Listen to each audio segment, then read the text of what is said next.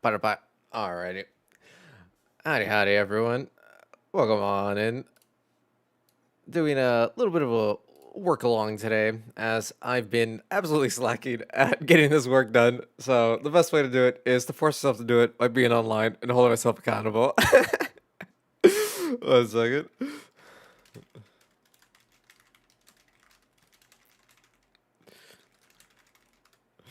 But yeah. So it's like if I hold myself accountable. Well, I mean, obviously, and I asked also if people would be interested in seeing what it is or like how I go about like doing some of my encounter scripts and stuff like that for my videos. And enough people showed interest. And I'm like, all right, cool. This is great for me because I can hold myself accountable and I can actually get work done and all this other good stuff. Plus, I think it could also potentially be helpful for people who are like curious on like creating encounter stuff like that to see how others do it, like kind of in live, even though it's a little boring in live, but it could be helpful. I don't know. Hopefully, it's fun and entertaining at the very least. I do apologize for those over on the YouTube side where like I don't have any music for you guys here to listen to at the same time. Whereas over on Twitch, you guys at least can listen to my Spanish music until I get tired of that and switch it again every like 20 minutes. But yeah, I mean, no point in delaying, no point in I mean, the whole thing's gonna be kind of like a delay yap along, so there's no point in just staying in the just chatting. So yeah, that's fine. My chat's a little bit in the way, but actually, it does bug me for now. Oh, but then I'll forget where I place this. No, no, no. Okay, chat's just gonna be kind of there. Maybe if I wrong. Okay, 1 second. I have a bunch of things that not necessarily like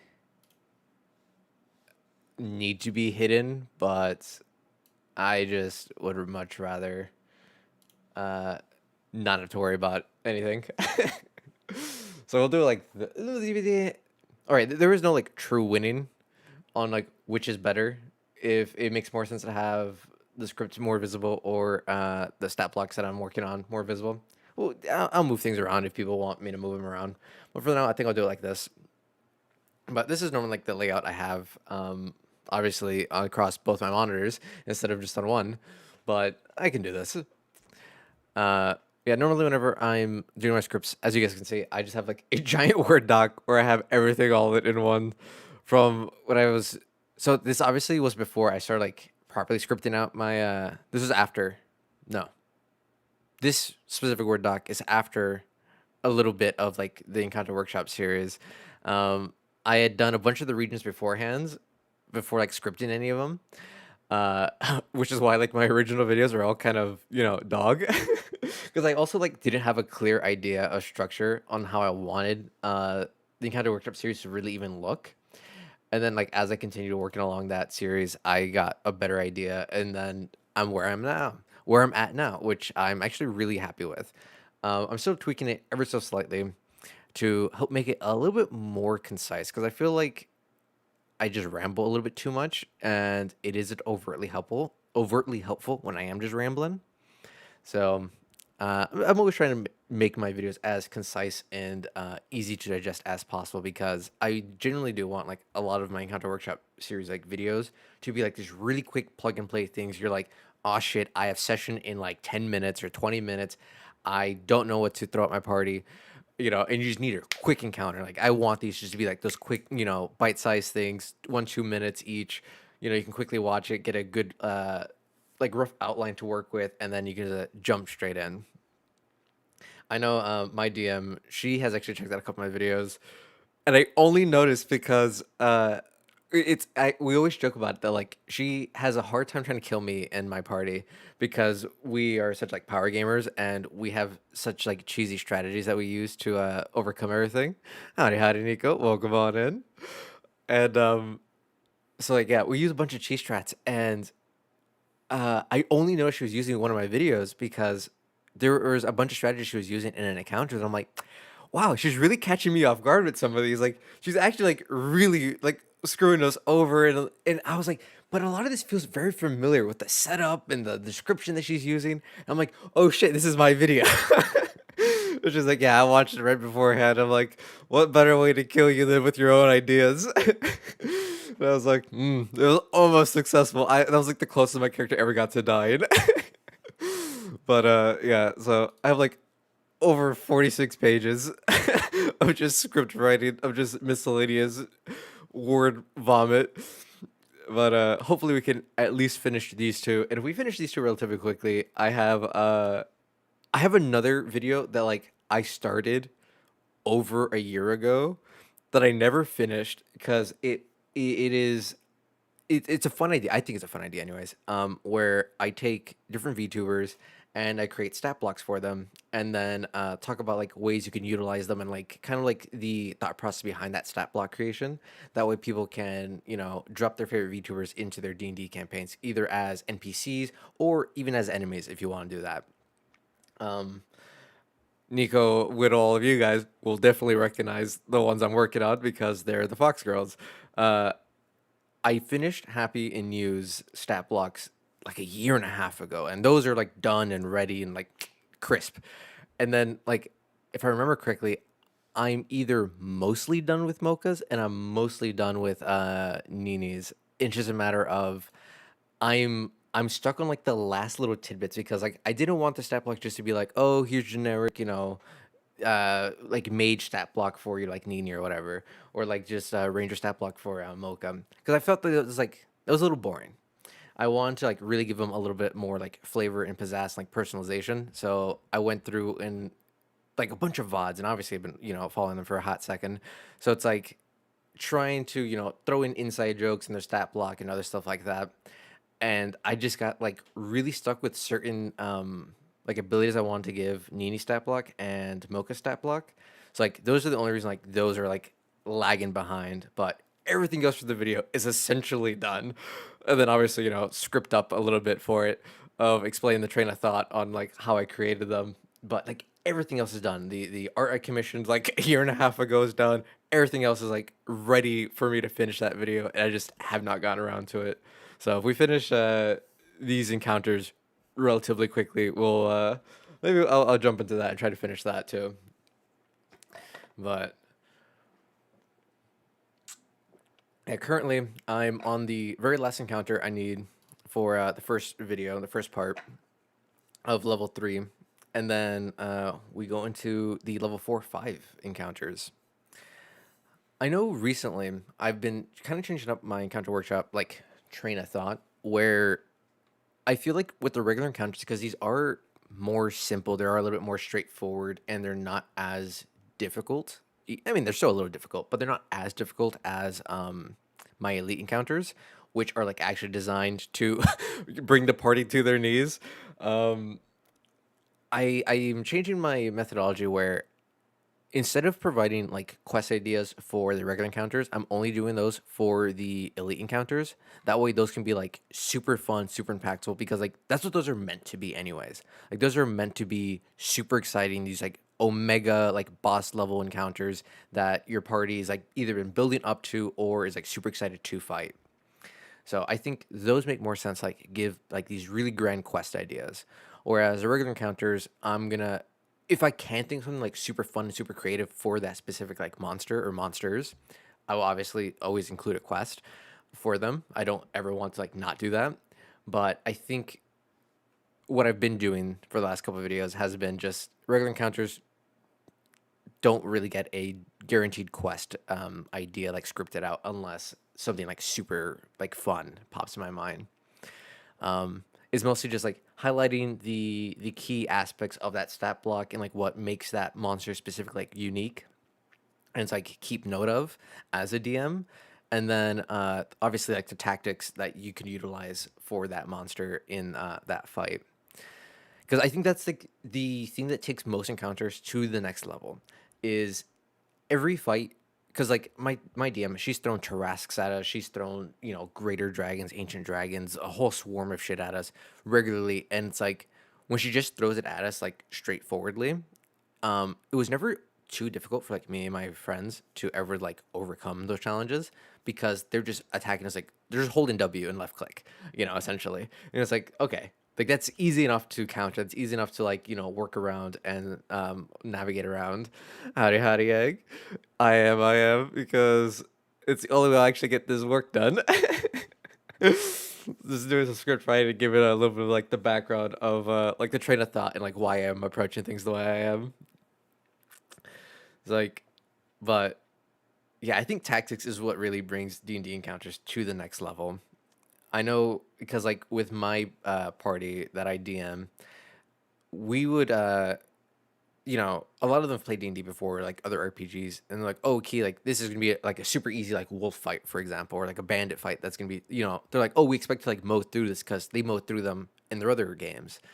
But then because I actually play the monsters, with relatively accurate like intelligence, levels and wisdom levels and stuff like that, um, they're like, Jesus Christ, like, this is a lot harder than I thought. It's like, yeah, like I don't need to throw crazy monsters at you if I play the monsters with some level of intelligence, with some level of tactics. Like, wolves or animals that are pack hunters will move as a pack. They will like, circle around, seek out the weakest link, stuff like that.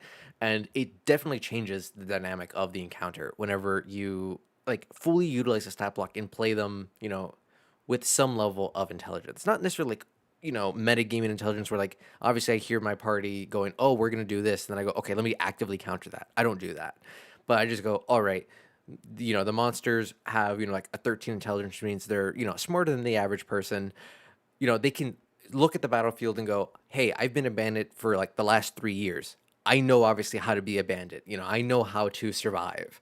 I know how to rob people appropriately, or like attack caravans. They're not just gonna like throw their lives away, stand out in the open, in the field. They're gonna be like, no, I have trees. I'm gonna hide behind trees. Oh, I see that person's the one that's blasting me. I'm gonna focus on that person, so on and so forth. So I've noticed that like that has definitely taken a lot of these encounters to the next level, and is what I think is the most engaging part about using these encounters. On top of the fact that like I've been playing D&D for I think like 4 or 5 plus years. I graduated. Oh my god, I graduated so long ago, and then I'm old. Yeah, I graduated forever ago, 2 feet in the grave, and I started D&D a little bit after college. It's like I've been playing for like 4 or 5 years now, minimum. And in that time, I've borderline memorized like almost every single stat block. And one thing that always got me was like, not necessarily that it's boring, but I always found it like a little lackluster that every campaign, every whether you're watching like Dimension 20, Critical Role, I'm forgetting the names of some of the other ones right now off the top of my head. Like any D&D group type thing that you watch or even play in, it's always using the same monsters, same bandits, same wolves, same whatever. So, I like trying to branch out and use, underutilized monsters or monsters that people aren't as familiar with. Because it definitely catches my party off guard all the time because they're like, oh, I don't like actively know the weaknesses of this monster because I've been fighting the same troll for like the past 5 years. It's like, the hell is this? Like, what are their abilities? So I like using new monsters. So the one I'm currently working on is the Dread Warrior for a level 3 party. As another quick little breakdown, not me just stalling. On the screen, you guys see this little docket. This is the kind of like cheat sheet that I made for myself of how I roughly balance all my encounters. So the boss fights are the elite encounters for me, with the regular encounters being obviously regular encounters that my party will face on a regular basis on any given adventuring day.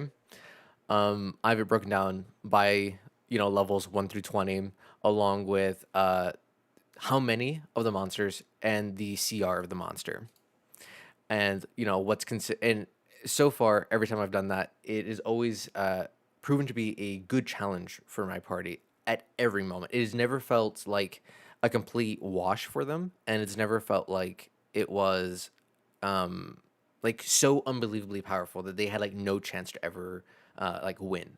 They've always had to like actually like fight to like survive every single one of these fights, and I've always found it is like fairly well balanced because it also roughly follows my normal balancing methodology, which is based on action economy. And this follows that really well while also doing the rest of the stats fairly accurately to give a ample challenge for them. I imagine if you use XP leveling, this is actually even more accurate or better to utilize. I don't use XP leveling, I use milestone. So I kind of just go roughly every boss fight I give them is a level. I know right now they're like level 9 or 10. So it's like every 2 or 3 boss fights, depending on how hard the boss fight is.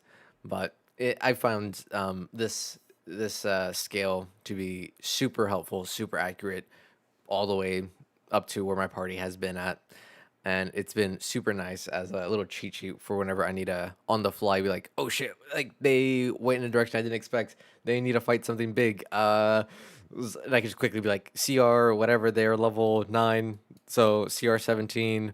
One monster of that size should be good enough. It's like, oh, okay, they're kind of like just in a hallway fight. Like, let me give them, two level 9s or 2 CR 9s, so on and so forth. And yeah, like all of my Encounter Workshop videos are built on this foundation of CR and number of monsters. And again, I think it's fairly well tuned. I know there was a comment I got a while ago for one of my videos where I think it was the Pirator or Parrot. I forget the name of the monster. Actually, I could probably just scroll up and find it. Uh, Lion, no, no, no. I know it started with a P, and I think it was like a level. Oh, it was the Periton. So this one, I definitely agree that like this does follow my rule or like the guidelines over here, but I totally forgot of the fact that like the unbelievable power of hit and run tactics and how much action economy cheese that really gives the enemies or this specific enemy actually makes this an incredibly deadly fight that maybe you shouldn't run at level 1. Like you can still definitely run it, but it is definitely a lot more challenging than I had originally expected whenever I was doing my research for this, which is yeah, plus and minuses. But I think it's fine because as a DM, you can always just, easily cheese the HP. Like, okay, the party's, actually getting absolutely bodied. Let's lower the HP a little bit more on the monster, or just, you just lie about how much the damage rolls are. I think that's a lot easier to do in that specific situation. But I've been, taking extra care after getting that one comment for that one specific encounter that the rest of my encounters don't fall into that same pitfall where it is just absolutely like super powerful for that level, like at the very peak power that I would like highly recommend. But so yeah, as I said, working on the Dread Warriors, looking at their stat block, in my opinion, the most impactful things about their stat block is, they have immunity to poison, which at low levels is a kind of prevalent damage type. But once you get past level 4 or 5, and you get, well, actually, I think it's like once you get past level 5, and most casters unlock Fireball, you are no longer um, using poison damage, because poison damage, I think, is a Constitution saving throw for most spells. And after like level 5, almost every single monster has like a plus 18 to their Constitution saving throws, so they'll never fail the saving throws. So they'll always ever take either half damage at best or 0, more often than not. So yeah, to me, like that was an important thing to like take note of, that at low levels this is going to be pretty impactful because um, a lot of low level spells do use poison damage still. Also, for a level 3 fight, the fact that it has a 18 AC means most players will actually be missing, because I think at level 3 most players might have like a plus 3 or 4 at max to their hit bonus, which means they need to roll like a 14 minimum, 14, 15, which is really high. But, it's still not too bad because looking at the enemies, they each have 2 actions. So all my encounters are based around a party of 4. Um, Enemies have 4 actions total. The party should have 4 regular actions, but every 2 bonus actions I count as 1 additional action. So they kind of have like 6 actions because of that. because depending on the class that your party is playing, their bonus actions can be incredibly impactful. Like Monk's bonus action with the Flurry of Blows gives them, one or two extra attacks, which that chip damage adds up really quickly. Or, a ranger or a paladin can use their bonus action to add a smite or some other type of spell, hunter's mark or something to add extra damage, stuff like that. Like it all adds up really quickly. So, in spite of the super high AC, the fact that the party should have technically two more actions or two more actions worth of like damage potential compared to the Dread Warriors, is still a fairly balanced encounter. And obviously, the most important feature of any undead creature is undead fortitude. So I like to highlight those as bullet points, so I remember, like as I script it out and explain some of the tactics, that these are like the key takeaways that as a DM you should be focusing on for this encounter specifically. Its actions pretty stock standard. It's got two bonk attacks. Either hit with the battle axe, slash them. What we're dealing roughly 6, 7, so 12 to 14 damage. So like it doesn't hit that hard. Level 3 party, this should take a player out after like 2.5 turns if they're not a wizard, which is roughly, in my opinion, the right place you want to be at. Encounters aren't supposed to drag on for like 20 turns. I feel like if one of your monsters completely focus fires on one player and is only ever rolling the average damage ish, it should take about 2.5 turns for one monster to take out one player in a 1v1. I think anything stronger than that, if it's taking out your players in one turn, that's definitely not good. Unless it's like a breath attack or something that has like a major cooldown, then that's okay. If the max damage does that, the average damage shouldn't ever like fully mark them though. 1 second.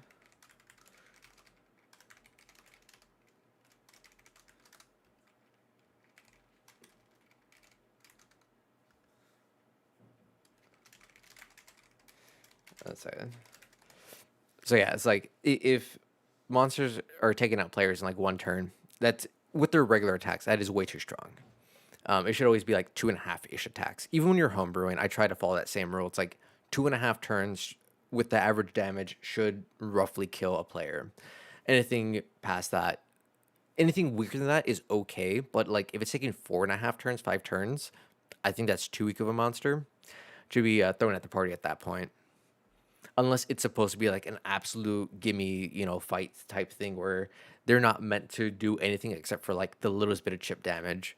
Or like if you're doing like a giant horde type encounter and you're giving like every single enemy like 1 or 2 HP anyways. And the whole idea is like they're just supposed to legitimately like chip down the party with like 4 or 5 damage every single turn. And it's supposed to be like a challenge on the party with the war of attrition. But I think stat wise, those are the only important features to really focus in on this monster. So now it's like the tactics on how to utilize Dread Warriors. It's like when I think about the Dread Warrior, I instantly, like in my head, I'm thinking of that one scene in Lord of the Rings where it's Aragorn, Gimli, and Legolas. They're going through the mountain pass with the Ronans, the Rohanians to go to Helm's Deep, I think it is, and Aragorn and them like split off into that one mountain pass where they encounter the undead, or like the army of the dead or whatever that they end up summoning to answer the vow that they like betrayed. So like that's kind of what I'm thinking of, and like trying to like, I feel like that's what I want to kind of encapsulate with this specific encounter, is treating these dread warriors kind of like those skeleton knights, and this is a mountain encounter, so it makes sense.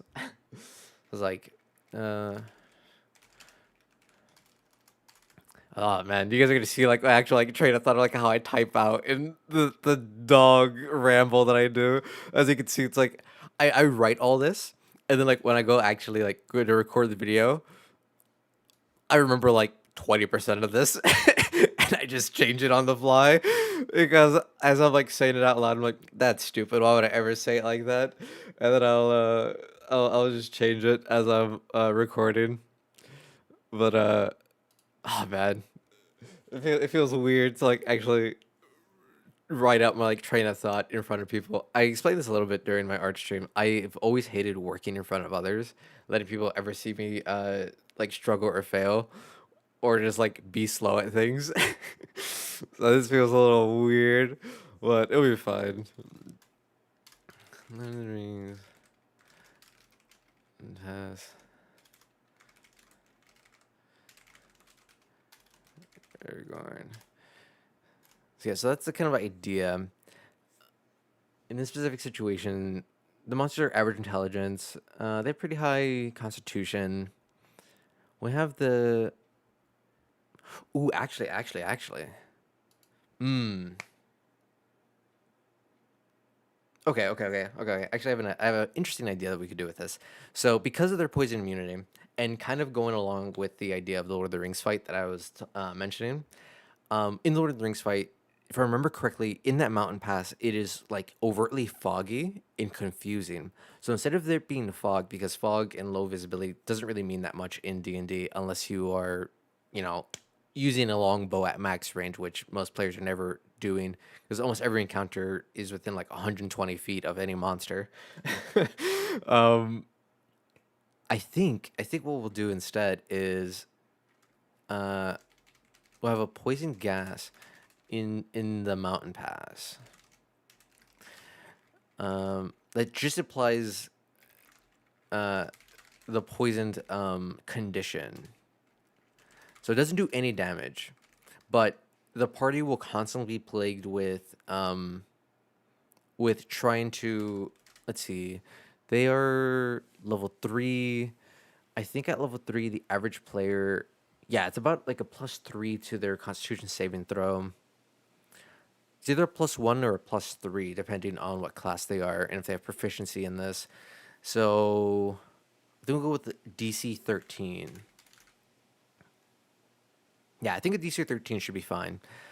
So we do a poison gas that will completely constantly plague them, and they'll need to succeed with 3. Yeah, that should be about a 50-50 chance on most players, with like a 65% chance with the rest. Something like that. I think that's how the math kind of breaks out for most of them. With 3 successes to be fully immune. Yeah, I can't type worth a damn whenever I feel like I'm being watched. Yeah, okay. So in this mountain pass, we'll have the poison gas kind of work as our fog. And the party will have to you know, you can either have them roll these. I'm trying to think.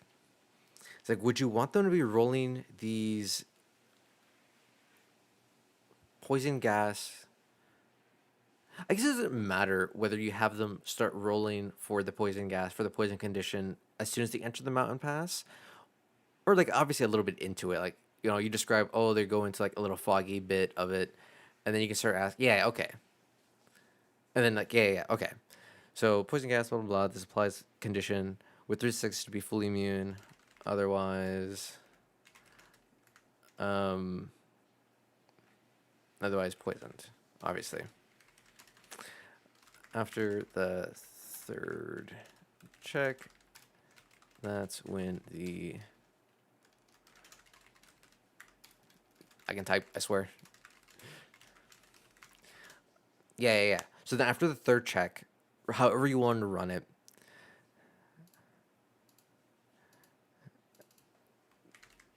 no.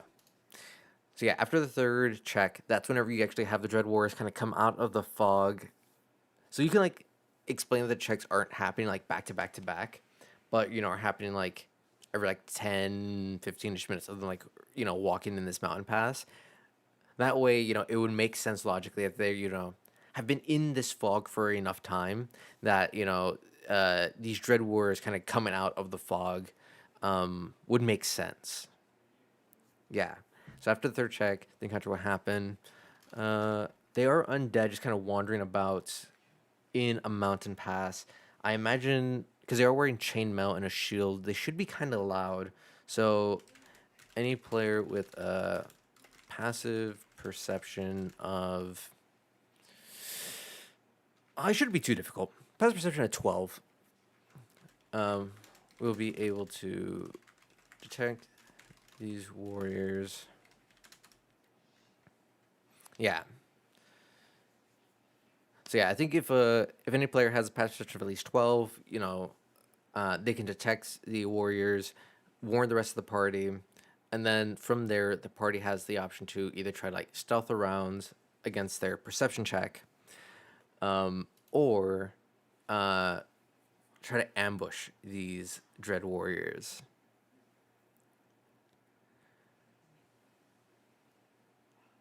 Yeah, I'm trying to think. So yeah, we have the poison gas to kind of represent the fog and making it difficult for them to do their thing.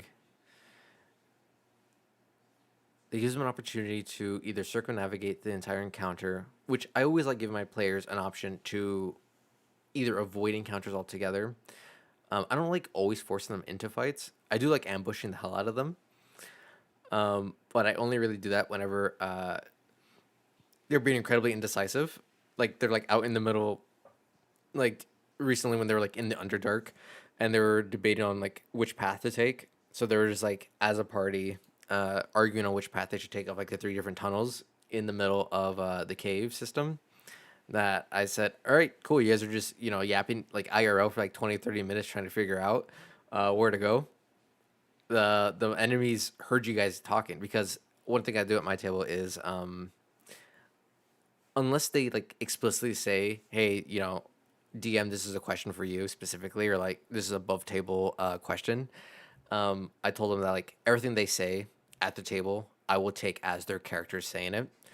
So whenever they, crack snarky remarks about different like NPCs or kings and queens and shit like that, I will punish them for that type of stuff because I think it's more funny that way, where them talking shit actually impacts the world and the people around them. I just find it more fun, and they enjoy it. They don't mind it. I will like warn like they will hear you saying this and like, oh, actually I take that back. Like I don't say that. It's like okay. So I did give them an opportunity to walk things back.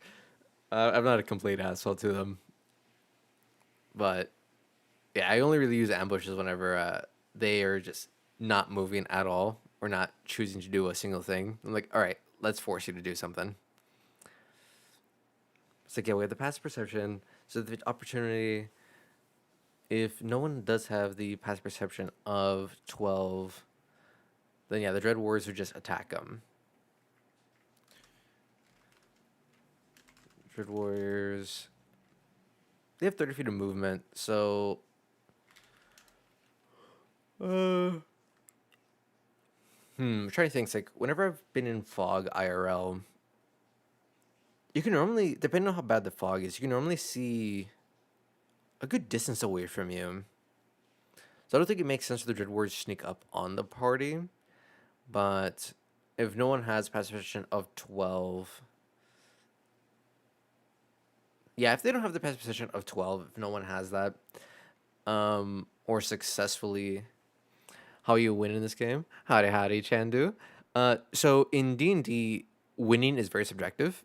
There is no like true winning. It's just like you either defeat the encounter and you keep pushing forward and survive to see it the next day. Um, but like I guess it's not true. So like if you're running a one shot, winning would be finishing the whatever the big quest idea is. So like if you're doing a monster hunt, it's defeating the big monster. If it's like a quest retrieval or like a bank heist type one shot, it's successfully getting away with the treasure or the loot, or perishing, going to prison. If it's a prison breakout type encounter, winning is breaking out of the prison, successfully escaping. But D&D is like super fun in the sense that, like there is no like super strong win condition because winning will look very different for different people. I know I've seen, like in other like online D&D groups where for them, because they actually focus a lot more on social encounters and social engineering, their win conditions for a lot of encounters is talking their way out of fights or preventing a conflict from breaking out with a lot of social dialogue and using like charm spells and stuff like that. Where a lot of what I do is, because I'm more unga bunga zug zug, I like to make things go bonk. Yeah, so it kind of is like running a country. It's a lot of. It can be very daunting to run a D&D campaign yourself, but I think it's a lot of fun. Yeah, so you can do diplomacy, or you could do straight combat, or a little mixture of both. Where, if you're fighting like intelligent creatures that speak a language, for example, like these dread warriors do speak a language technically. So theoretically, the party could like beat them close to death and then start talking to them, or be talking to them throughout the encounter. So like in this specific situation, like I was mentioning earlier, I don't know if you've watched Lord of the Rings, but so I can come up with yeah, that's the beauty of D&D. You can literally make up whatever you want and just do whatever you want. It's so much fun. It is. So like it is a little daunting as a DM, because as a DM you are the one that creates the entire world. You create everything around your players for them to encounter and interact with, which feels like a lot. By the way, thank you for the follow, Chandu. Welcome on in. It can feel like a lot and very overwhelming. However, I have personally noticed that running my own homebrew world where I control everything is actually a lot easier compared to following like a module or any pre-built world from any of like the established books and their adventures. Just because in those situations you actually have to memorize everything that their world has. If their world says this town only has these three shops, and these two NPCs are the only helpful people there, like it feels weird to have to change things. And if your players try to do something a little bit outside the box, they're kind of punished for it, because if you try to change something, in that town so your players can have a little bit more fun, then that could potentially impact something later on in that adventure, and then everything gets messed up. I had that happen with me and my party when I first started playing D&D and started DMing. We're running a Curse of Shroud campaign, and they want to do a lot more fun things that Curse of Shroud lets you do. So I was changing things along the way so they could have more fun. But then by changing those things, it broke other things later on in the story. So then nothing was making sense anymore. So we just skipped to the end and I just let them fight Stroud. Now they're playing in my own complete homebrew world where if they want to do something crazy or wacky, I just say, yeah, let's go. Like, who cares? This is my world. I can say whatever happens, happens now. It's like, oh, we want to, destroy this town. Like, cool. That town no longer exists because you guys destroyed that town. I don't have to worry about, oh, but that town is actually really important to this other part of the story that you have to do. Oh, you can't reach this other part. Like, no. If that town's gone now and I needed them to go there for something, I just move whatever that item is to some other location. And now they can just find it somewhere else. I follow that methodology, and it is so much easier, in my opinion, because yeah, you just do whatever you want as long as everyone's having fun. That's all that matters. Yeah. So like, I will. So like, whatever like quest ideas or important items they need for a quest, they will always find it along their path, no matter which path they take. Is how I kind of do things, unless it is something like super super specific to a region that like there's this like there's only ever a few key items that I have so far in my current campaign that my players have missed, because I'm like, this is actually like lore wise and because it builds into something else, very important for them to find it in this one location. So they've missed a couple things because of that. But aside from like super super specific situations, you can move anything anywhere in your own world, and it's so much more liberating. It is a little bit more work, as I said, because you do now need to think about like all the different towns and what you're going to put in each town, and what how's each town going to interact and treat strangers and such. But it's so much more liberating, in my opinion. Like, in my opinion, the if you ever want to play D&D, but like wasn't sure if it was like really your thing, or if you don't have like a group of people like willing or ready to play, I honestly believe the best experience of tasting D&D and like really seeing what it all has to offer you is playing Baldur's Gate 3.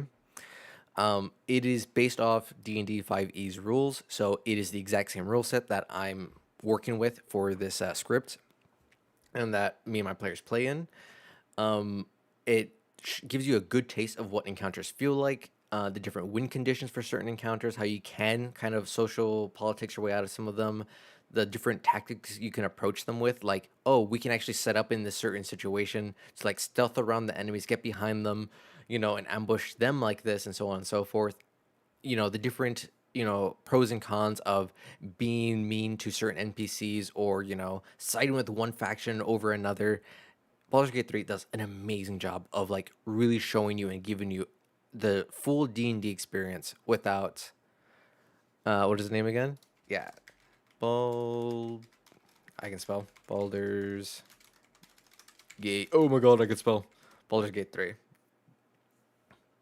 It is a very fun game. You can play with up to 3 other friends too in that game.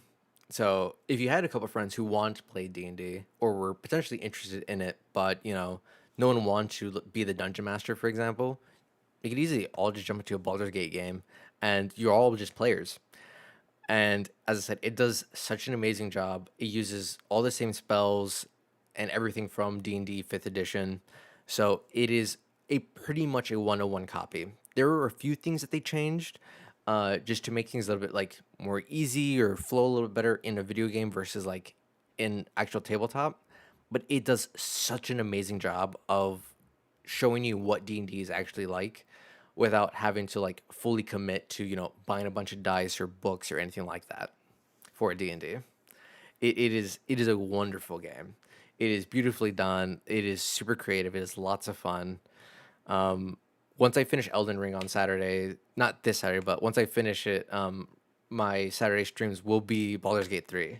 I'm gonna be doing that next for my RPG Saturdays, and I'm super excited. I'm gonna do or my Latin, more or less, yeah. I'm Latino.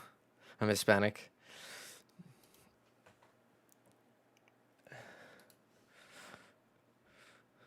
Yeah, so it's part of why I speak a little bit more rapidly than I feel like I should. But it's also like when I get excited about something, I also start to speak a lot faster, which is like both good and bad. But yeah, I would, as I said, highly recommend Baldur's Gate 3 if you are interested in D&D. Um, Otherwise, like again, it's a super fun game system to play. Yeah, like so I'm in Texas. So like depending on like which Mexicans you might meet, some of them will either talk really slowly or some will talk super fast. Yeah. Yeah, the background music. Sometimes when I need to think a little bit better, or like when I want to just like focus a little bit more, I'll play music in a different language. That way, I'm less tempted to like get distracted by the lyrics.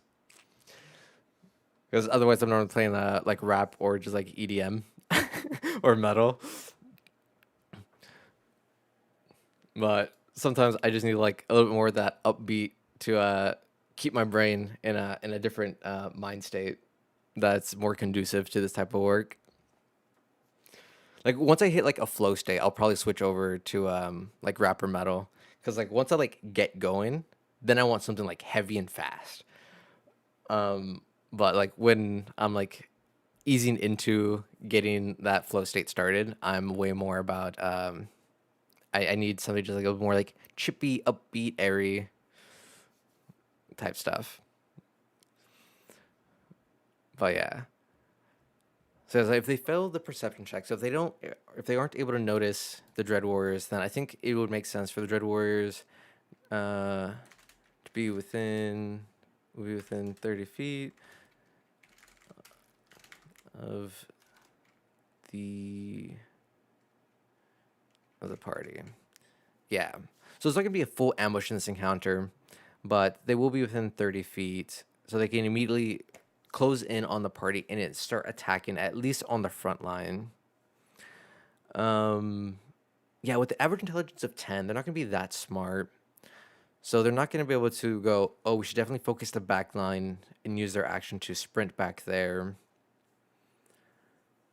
I think, yeah, sprinting will be within 30 feet. Open up with 2 battle axe.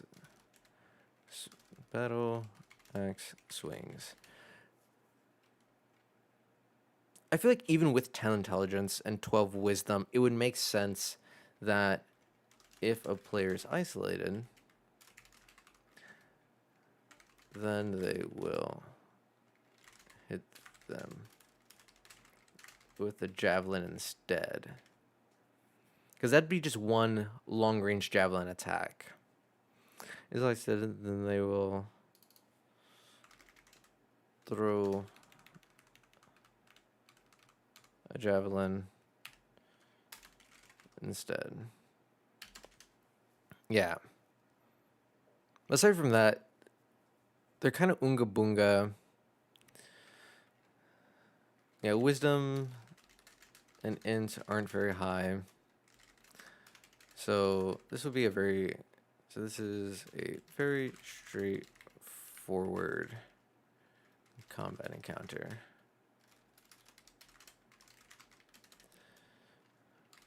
With undead fortitude, the monsters won't try to survive or dodge anything. Just W and left click. Come on, left click. Yeah. So this should be a fairly like simple, straightforward encounter. They're not going to do anything crazy tactics-wise. They're not smart enough to do that, and they're undead. So, you know, they just constantly rely on their undead fortitude to go, I won't die. Even if you knock me down to 0 HP, I have a more than decent chance to actually survive and just keep coming back up over and over and dragging the fight out for the war of attrition. So yeah, they're not going to go out of their way to dodge anything. Like level 3, yeah. There shouldn't be anything that the party can do specifically that would be so threatening that they should feel a need to like get out of the way overtly. So, finally, that video's done. That was the last one. I just could not think of a decent tactic for that encounter for the longest time. I like doing the elites first, just because I like the really big ticket quest ideas. So, the first one for level 4, we have some wereboars. I almost never, anytime I see in D&D people use were creatures, they're always using, you know, werewolves. And it's like, yeah, they're cool and all, but like, there's so many other were creatures. So I think after this, there might be just one more were creature that I haven't utilized in one of my videos. But I think after this and that one other one, I've then officially used every single were creature that isn't just a werewolf in some different environments. So like, I know for this one, I originally thought about this encounter for a long time. I think back in the hills encounter video, I almost used this, but I decided it made more sense to put in the mountains because these wereboars specifically are gonna live not in the mountains specifically, but in like a little cabin. Oh, actually, we can throw the cabin in the mountains. I don't think it'd be as big a deal to either throw it like in the mountains themselves, or we could throw where your view count is low when you have a lot of people watching.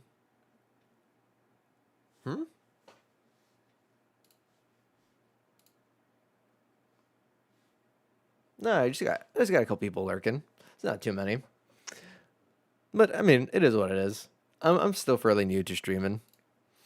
Well, I'm new to streaming on Twitch, and that makes a big difference. Slowly but surely growing my community.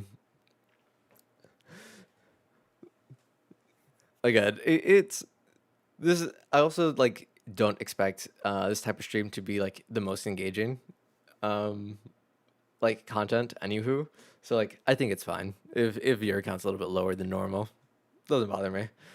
What matters to me is more Hope you have a good stream. Thank you, Az. Hope you have a good rest of your day. To me, what matters is like, having fun. Anyone wants to yap. I have to get this work done regardless. And one of the few ways to hold myself accountable is to stream it. Because then I'm forced to kind of get it done.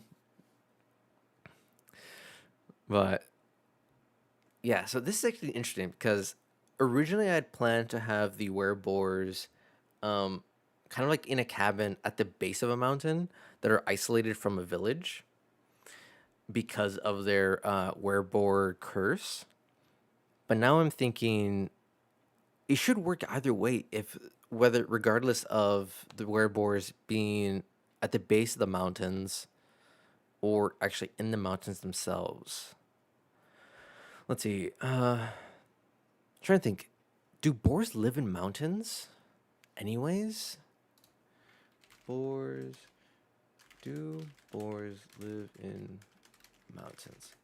I feel like they don't. I feel like maybe like at the lower parts of mountains. I think that's why originally I had said that I wanted these boars to be at the base of a mountain. Okay, they can't live in mountainous regions. They're adaptable. Okay. So yeah, I think I'll still go with my original idea that I thought of, where the boars will, or these werebores specifically, these werebore brooders, um, or siblings. They don't have to specifically be brooders. I just always default to brooders. Uh, so they live cabin near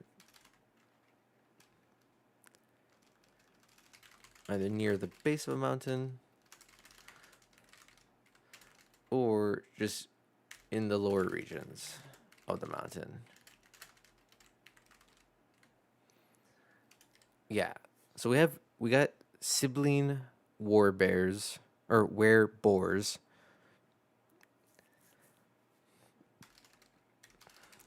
near a village. So yeah, they still interact with the village and stuff like that, but they don't directly live in the village because of their werebore nature.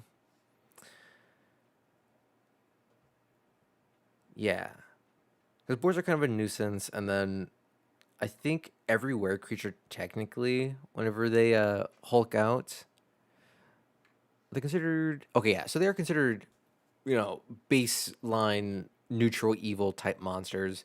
So you know they kind of stay a little bit of ways. Yeah, we're small family groups, remote, forest areas, blah blah. Blah. Yeah, huts, dwelling in caves. Yeah, and ally themselves with orcs. So yeah, so I think it makes sense. We have them in a little cabin type thing in the mountains near a village. That way, they can still do some of their evil shenanigans, loot and pillage to get resources they need. Otherwise, they just kind of like mind their own business. Maybe help out with local orc raids, so on and so forth. We have them in a cabin. Ooh, okay. So, all right. Before we get into the quest ideas, because I really want to come up with a good quest idea for this. That isn't just as simple like, oh, go kill the werebores, blah blah blah. There's some spoopy guys up in the mountains. Go defeat them. That's normally like what the quest ends up being when you boil it down.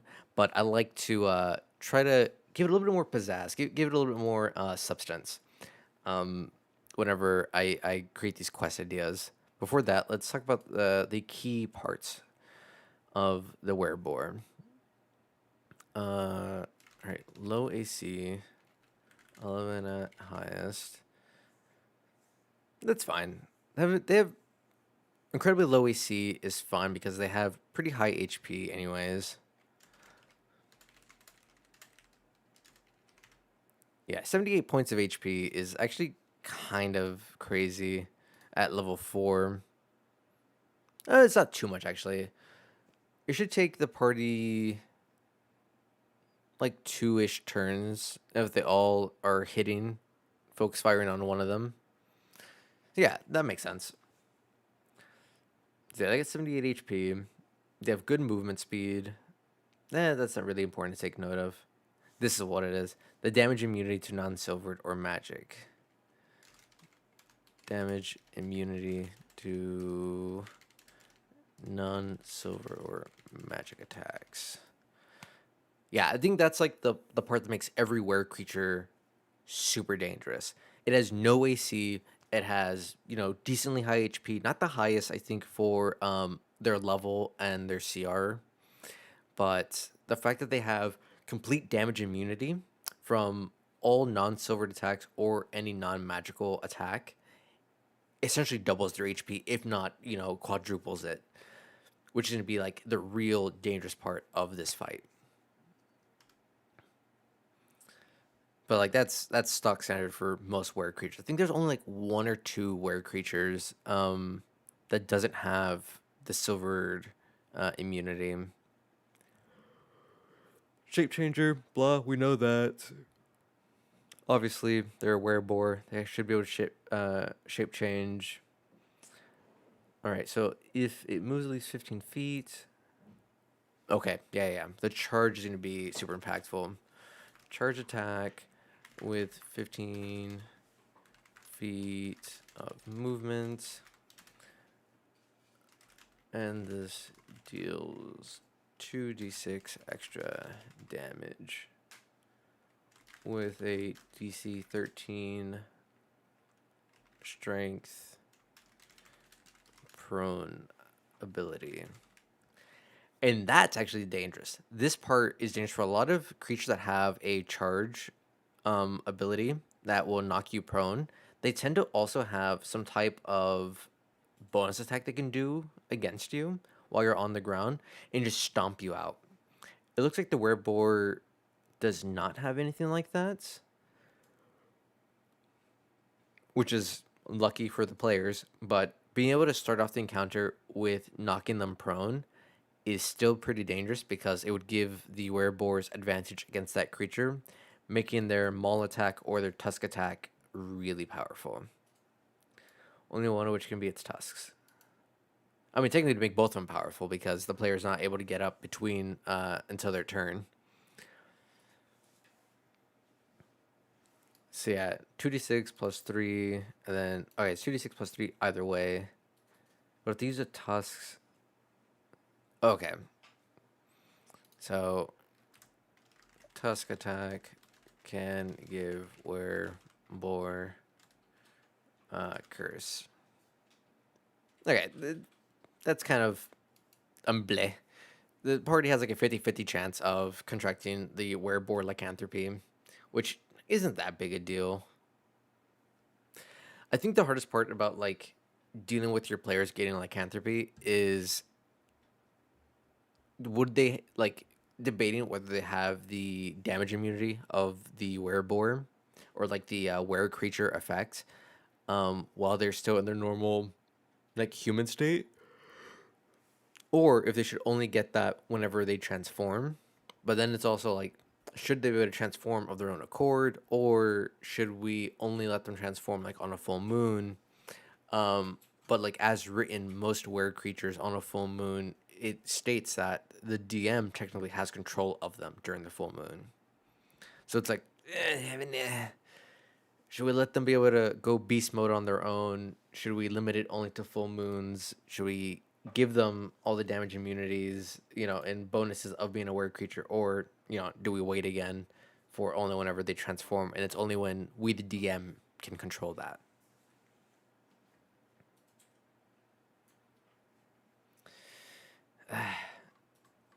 That's one of the questions, but like, it's likelihood of one of your players legitimately contracting the lycanthropy is kind of low. DC 12, I think even a wizard.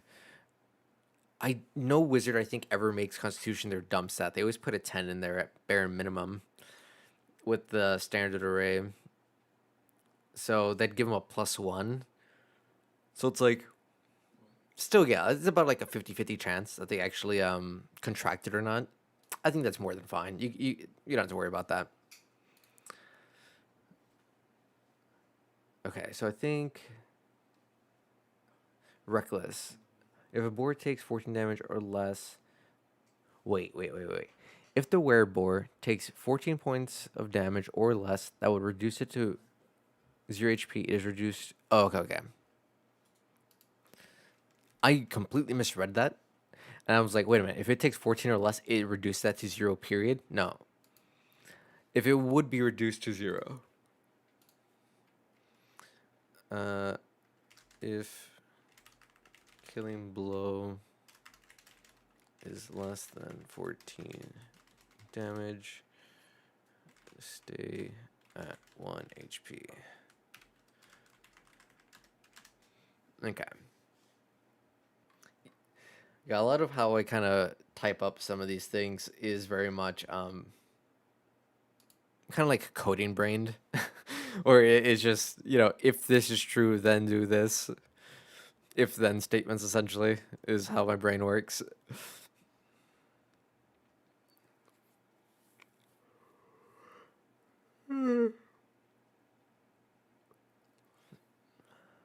Okay.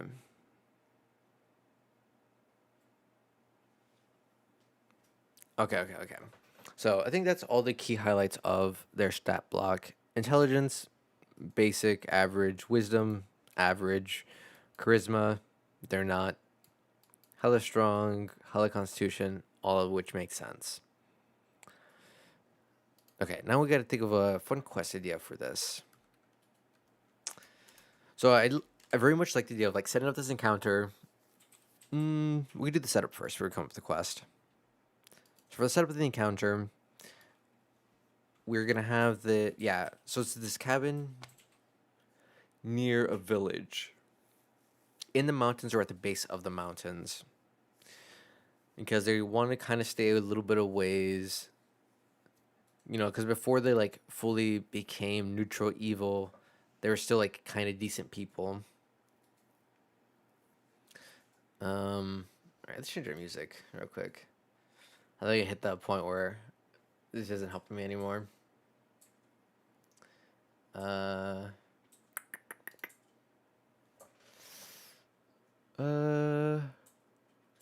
oh, okay.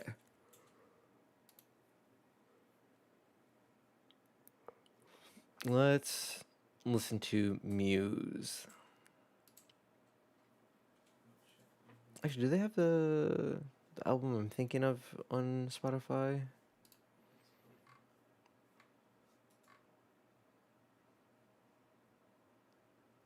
What the hell? Why am I not seeing it?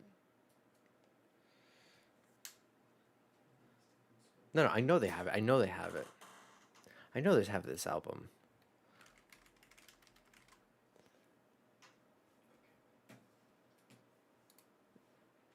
Why did I see?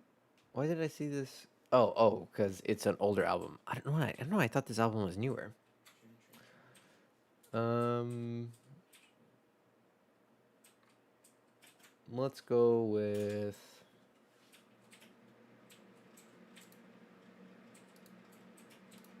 Yeah, let's try to play this off this song.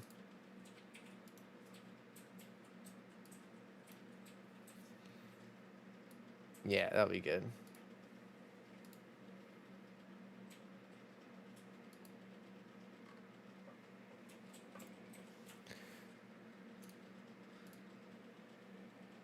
Okay, crack my back.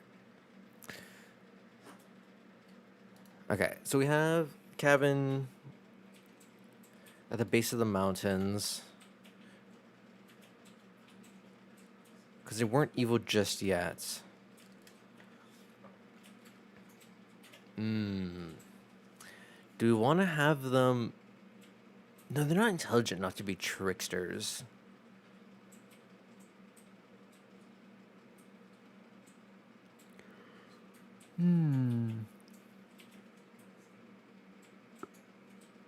Trying to think, like, do we want to make them independent workers, or do we want to associate them with orcs? Because if we associate with the orcs, then that gives us another opportunity. Like, that gives us a better opportunity for the quest idea. Because I'm kind of currently thinking it's like maybe what we do for the quest for this encounter is they are allies of orcs. Um, there have been orc raids in the mountain villages recently. The party's being tasked with finding the orc village or, the raiding party and exterminating them, which would just be like a normal encounter. Who cares? Like that's a whatever throwaway encounter. It's just a numbers game for them. But as the party is, investigating, trying to find the whereabouts of the orc village, they come across, cabin in the mountains.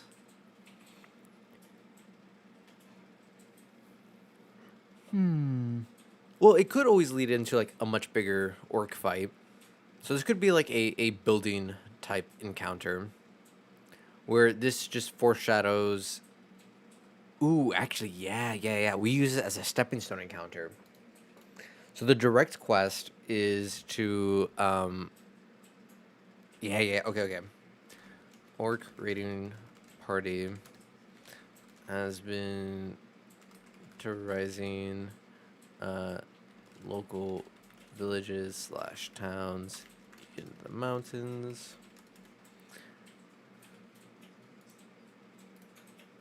Raiding parties, has been, no. Party, have been,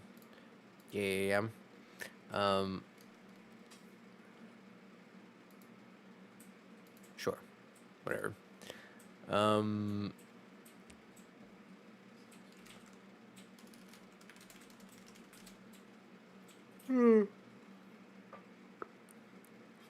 Party is asked to find the orc base / village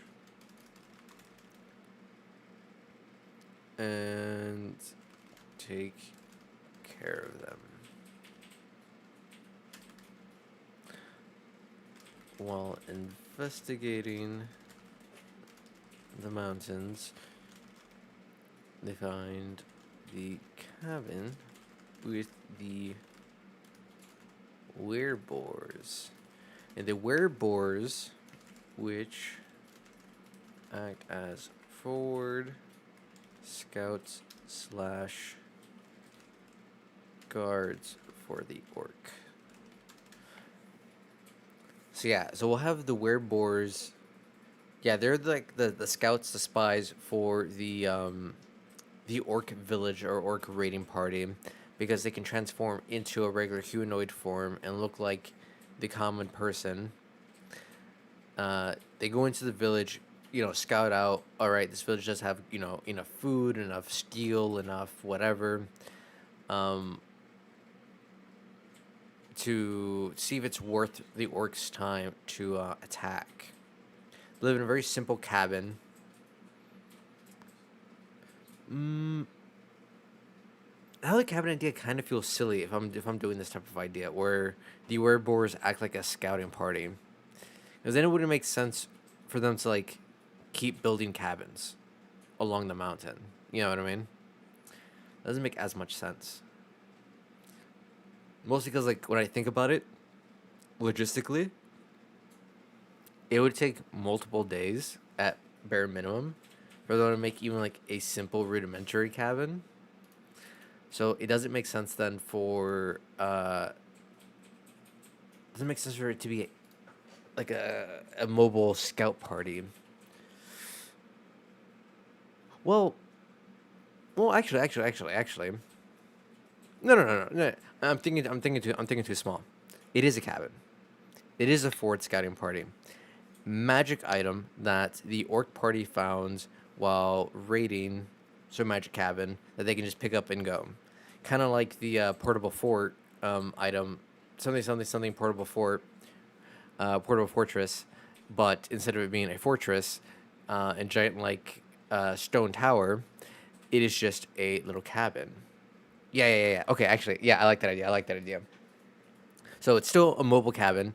They act as scouts slash guards for the orc party, uh, determining if towns are worthwhile. Determining if towns slash villages are worth raiding.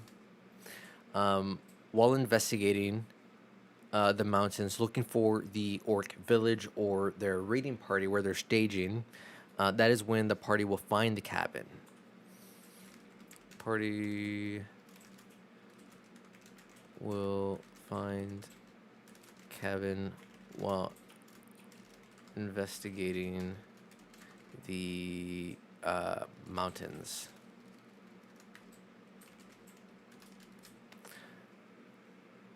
We could have a random chance.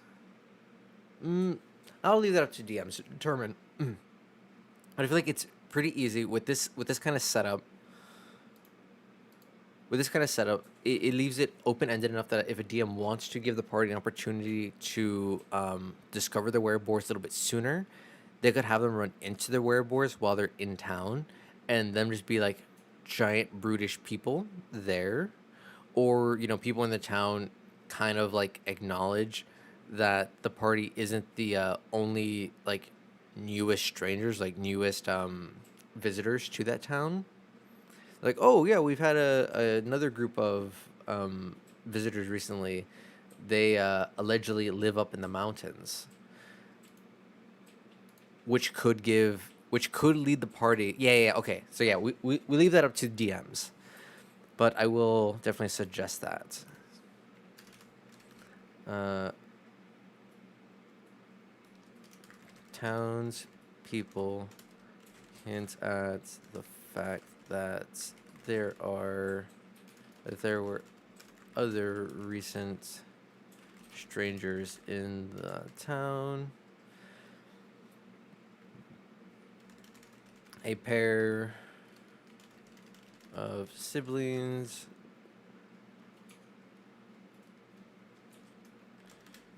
Yeah.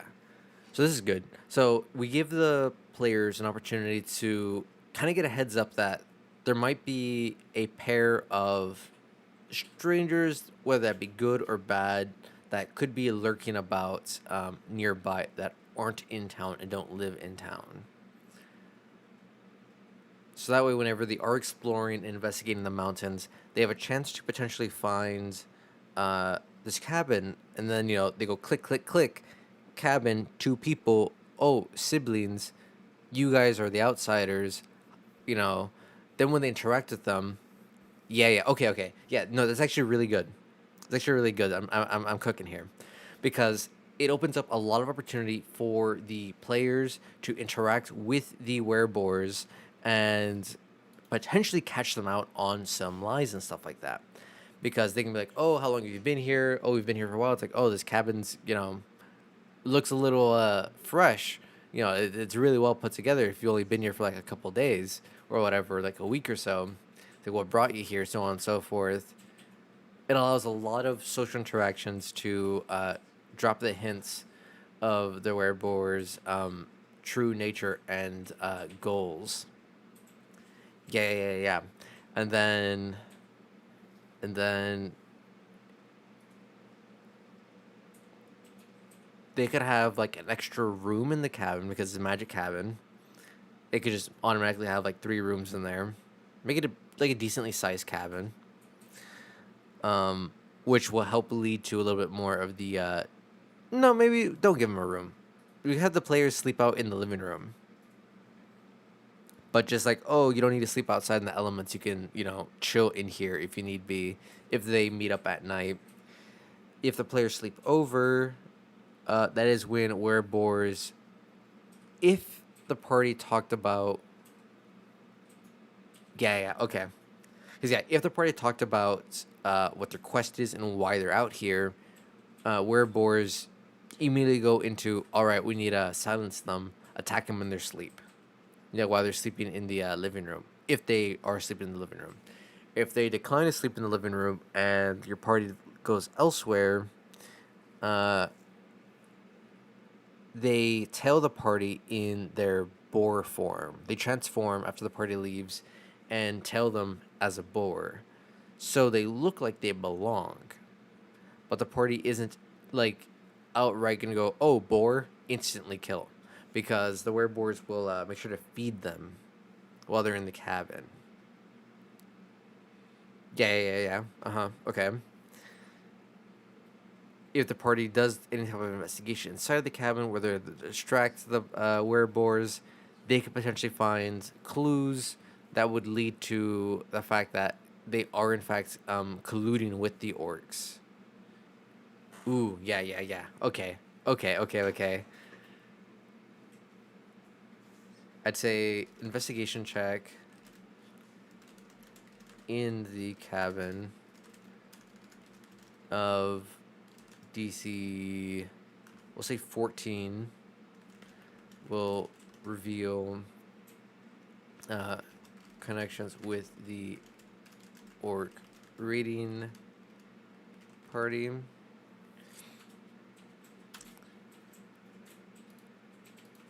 While investigation check of, let's not investigation, perception check of, this is gonna be more difficult. Well, yeah, this is gonna be a lot more difficult. So we'll say of 16. 16, yeah, 16 should be fine. Perception check of 16 instead of the cabin, or while they're in the cabin, will reveal that some of the furnishing or cutlery or something else is actually from one of the previous towns slash villages that was raided. Yeah, so the party's there, they're yapping around along. One of the players goes, something feels a little shady, amiss. They ask, hey, can I roll a perception check? Can I see if what's good around me? But obviously they're not able to get up and go, hey, let me investigate and turn your house over. 1 second. That party member rolls perception check. If they roll high enough with the perception check, they are potentially able to then notice cutlery or something in the cabin. Either has iconography, a stamp, or something of one of the previous villages that was attacked. Letting them know, hey, wait a minute, these things look like the stolen goods from the other village, which tips the party off to they might need to attack the werewolves. Yeah, okay. So now we have like two routes. We have two routes now for this quest. We have the route where the party doesn't notice anything or isn't able to investigate, but potentially reveals what their quest is. And then the werewolves either attack them in their sleep in the cabin, follow them back to whatever base they make, and try to attack them in their sleep over there. Or the party is able to successfully investigate or notice things. They get a heads up that the werewolves are in association with the orcs, and your party gets the advantage. They're able to sneak attack the werewolves. Yeah. Okay. So now we have two different options now for this quest. I like that. And then, yep. Okay. And then this is kind of like, this is an elite fight, but this isn't the final elite fight for this quest. This is just like, oh man, these are some like really strong guards slash scouts for the much bigger fight that you can lead up to for like level 5 and such in the mountains. So yeah, you have the party fighting through. No, you could still probably do this as a level 4, another big boss fight, but that'd be a different encounter altogether. Because yeah, you'd have the party fight this first. They find their way to the orc village or raiding party or whatever, forward base operations you want to have for this situation. Um, they see the orcs, they start fighting the low B orcs, and then they can eventually make their way up to the orc raid leader, so on and so forth. But that'd be the end of the quest. This is just like stage one of the quest after they kind of do their initial investigations. Yeah. Okay, tactics. Um, uh, ambush in sleep if the party stays in the cabin. Follow ambush in sleep after following the party as boars if they decide to sleep on their own. Alright, so that's the only special tactic. After that, they're not smart. Ooh, actually, okay. We are missing out on being able to utilize the charge ability, which kind of sucks. Hmm.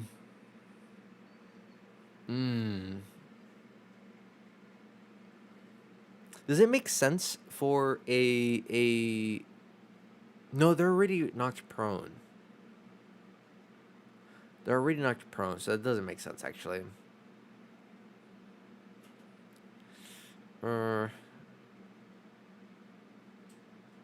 Hmm.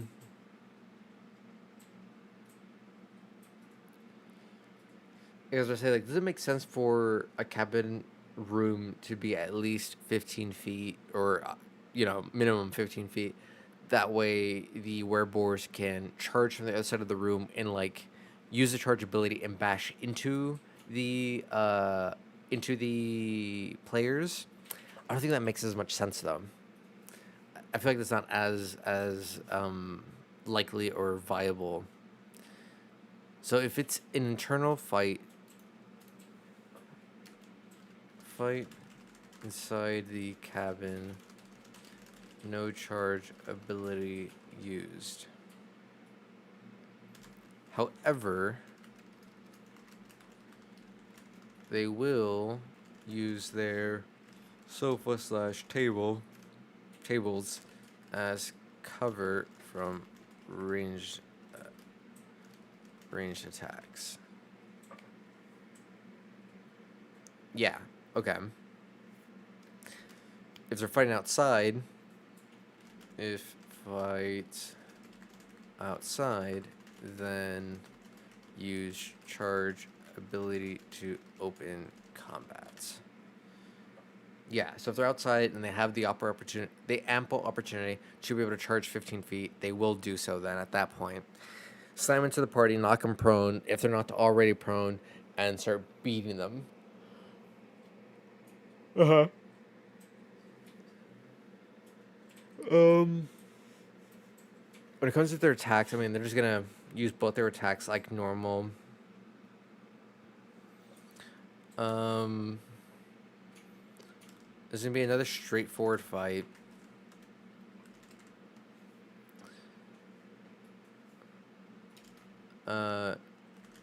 Due to arrogance of damage immunity. So yeah, it's gonna be a very straightforward fight. They're not intelligent creatures by any means. They're not overtly wise, and they're gonna just strongly believe in the ability. Oh wait.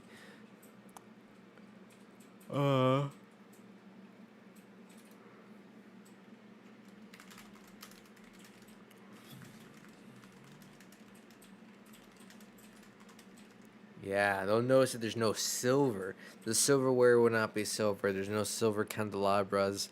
When the villagers mention them buying things, they were always generous with their tips or whatever, preferring to either pay all in copper or just overpay and use gold, because they will not touch silver. Yeah, yeah, yeah. Okay, okay, okay.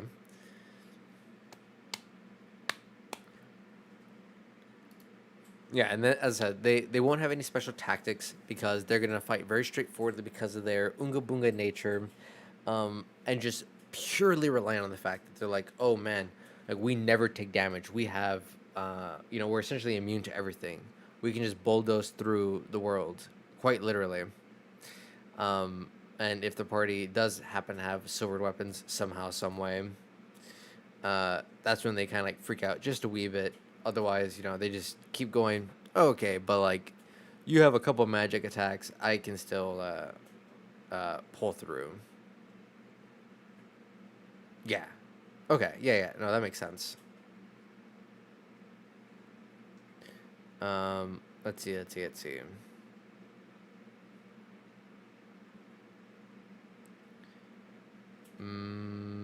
Is there anything else I want to add to this specific encounter?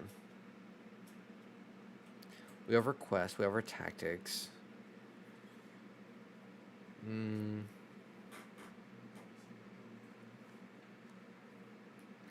I don't. I can't think of another.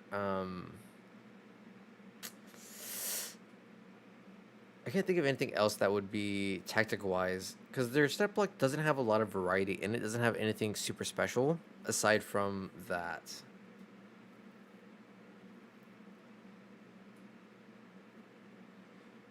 Yeah. Yeah, I think tactics wise, um, that should be fine. One second.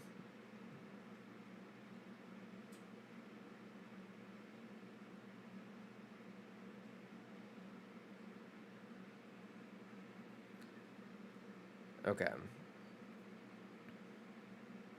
Yeah, yeah, yeah. Okay.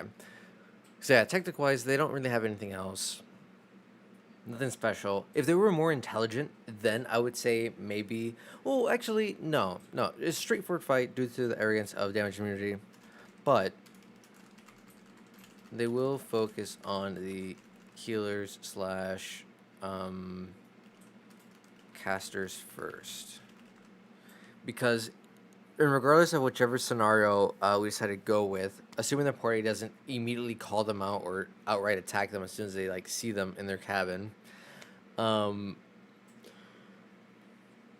there should be some level of conversation that the party had with these wereboars, which means the wereboars should be somewhat aware of everyone's abilities and they will know at the very least, okay, Castor is all stick and bones. Like he's literally sitting here in my kitchen, in a robe versus, the hulking, muscled barbarian, next to him. It's like he's probably a lot, beefier than this scrawny nerd, or the paladin in full plate armor, breaking the chair under his weight next to him. That yeah, okay. So they will have that intelligence in their strategies where they will be focusing on the squishies slash healers, knowing that that is going to be their win condition for the fight. Okay.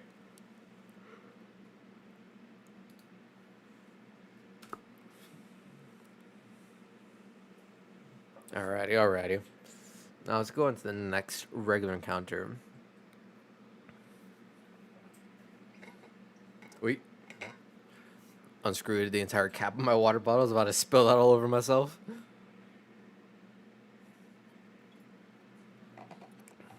Okay. What are the key features for the Grell? Oh, fly speed. We'll have 15 AC with mage armor, which means they have 15 AC, period.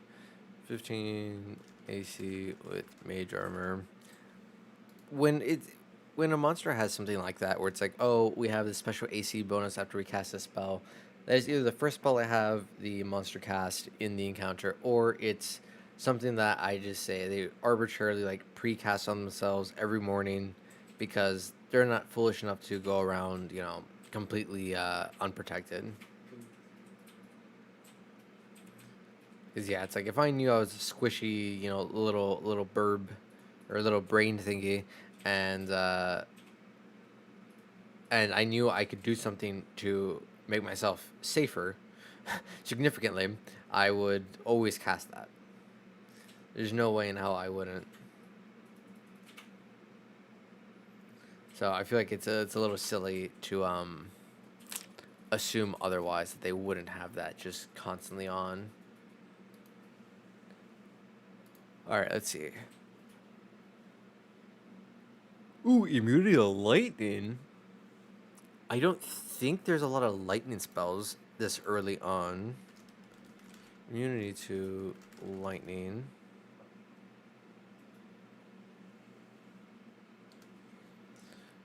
Um, blind sight. So there should be 0 sneak attacks on the Krell from melee users. Rogues can't hide while within melee range because of blind sight.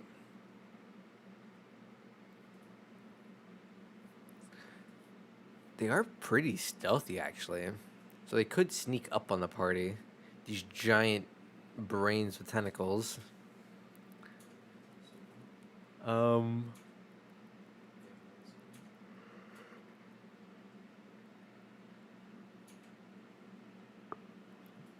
Whoa, interesting. So yeah, we only have 2 attacks with this creature, which really gives the party a strong action economy advantage in this situation. So yeah, the beak attack is kind of dog. They have reach with their tentacle. And okay, we have reach, we have a poison effects. Oh, it's poison. Oh, it's paralyzed. Mmm.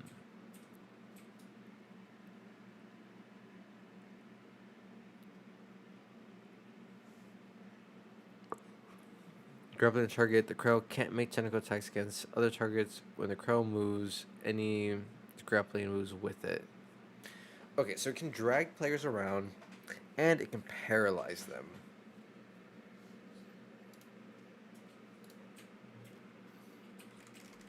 One second.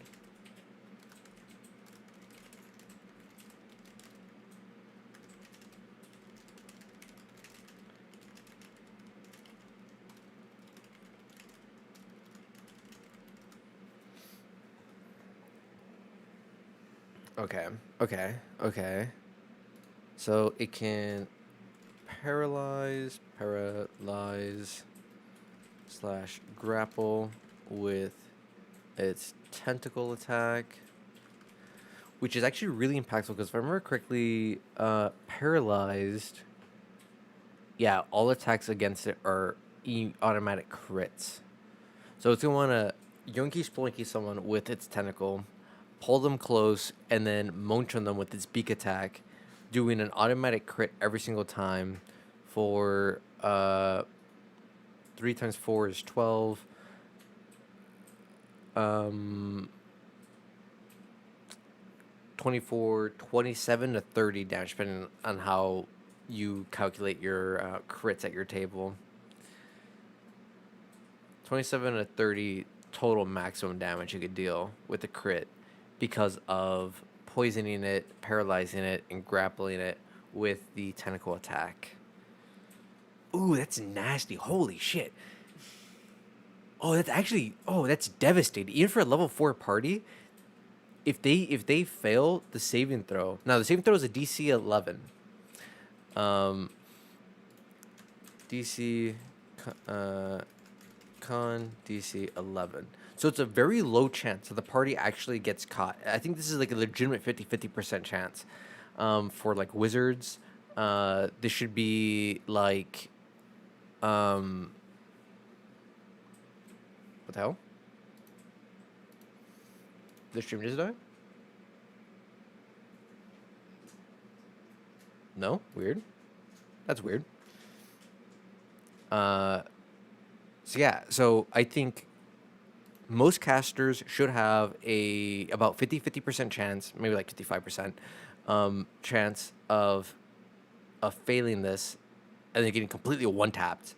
But fighters, barbarians, rangers, rogues, every other martial class should have like a 40 or like 35% chance of failure and getting completely one-tapped. Yeah, okay, no, that should be fine. That should be fine. This will one-tap casters, but it won't one-tap non-casters. I think that's fine. I think the only casters that actually would one-tap anyways would be sorcerers and wizards.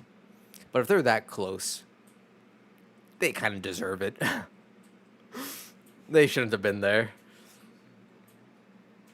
Okay, Crow casts one of the following spells. It can do detect thoughts at will. Okay, so it's always going to be aware of players. Confusion. Confusion's kind of an ass spell, honestly. Each creature... Well, it's an AoE. It's an AoE. So maybe we open up with this. With Confusion.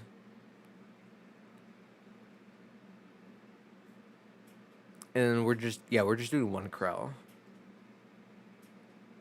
This is a cone. It's actually kind of nice. So, combat open with Confusion. At 20% HP, use Fear. Yeah, so around... What exactly is calc? I just realized I just realized that was a mistake. That's fine. That's fine. It was real quick. Hopefully, no one cares enough to like pause or pay attention. Whatever. Who cares? Small mistakes. Small mistakes. Should have just done it on my phone. 66 times. So yeah. So I was gonna say like around like 14, 15 HP. So like at 14, 15 HP, that makes sense. So when it's about like one or two attacks away from dying, that's when it will use its fear attack or fear spell to try to escape. Use fear to try and escape back into cave / underdark. Encounter will happen near cave mouth / opening in mountains leading to Underdark. So yeah, we're going to have the Krell in the mountains, kind of just patrolling either at the very entrance of a cave or just outside of a cave that will lead deeper underground into the Underdark for the party to either potentially start a quest there or do other bananigans down there. But this will kind of be like just a random patrolling encounter. Okay, it is above average intelligence, not by much. But tactics wise, with detect thoughts, it will know who is calling the shots and focus on them. It's a giant brain thing. There's no way, and it's slightly above average intelligence. It should instinctually know that, the person calling the shots, making the battle calls, is probably the mastermind and should probably be the first one taken down. Yeah. And check thoughts should allow it to, get everyone within 30 feet. Yeah, it should know. It should be fine. And then, as I said, it opens up combat with Confusion. That way it can potentially waste everyone's turn. With its really high stealth, combat's open with Confusion from stealth. So because Detect Thoughts should let it detect the party theoretically before the party can see it or detect it. with his blindside and check thoughts that it should be able to kind of get the drop on the party and opens up combat with confusion. Immediately trying to waste some of their action economy, if not completely wasting their action economy, given an ample opportunity to uh yeah, which gives an ample opportunity to come in with the tentacle attacks, start slapping the party around like the Zulu from Monster Hunter Wilds, and then paralyze them, and then literally, chomp their heads.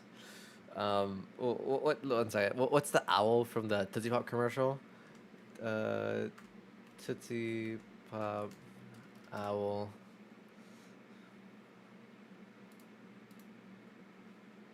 Uh, Crunch.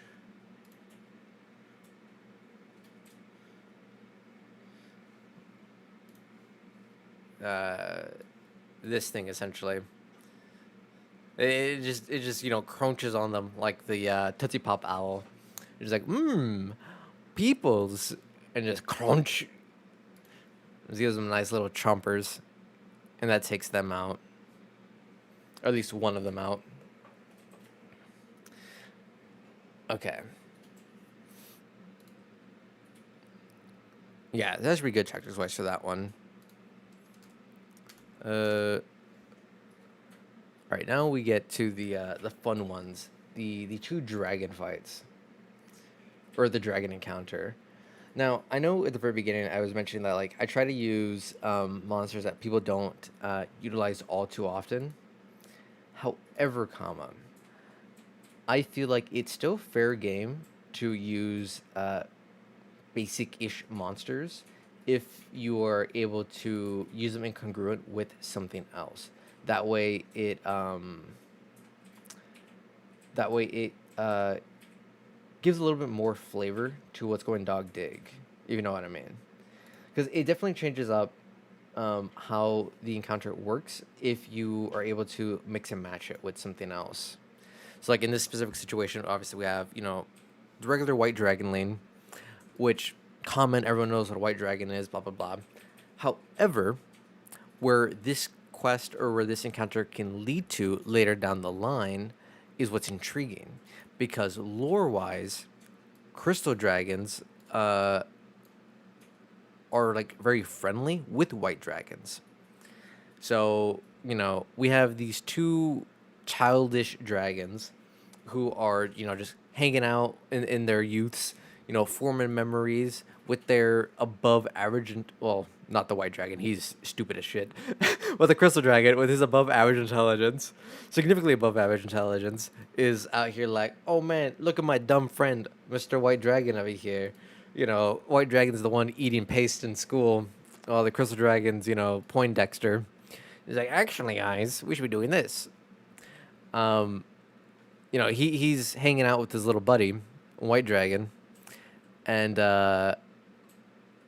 if the party attacks them on their little play date or whatever, Mama and Papa dragons of either crystal and or white dragon then get a little pissy that their babies have been murked or attacked.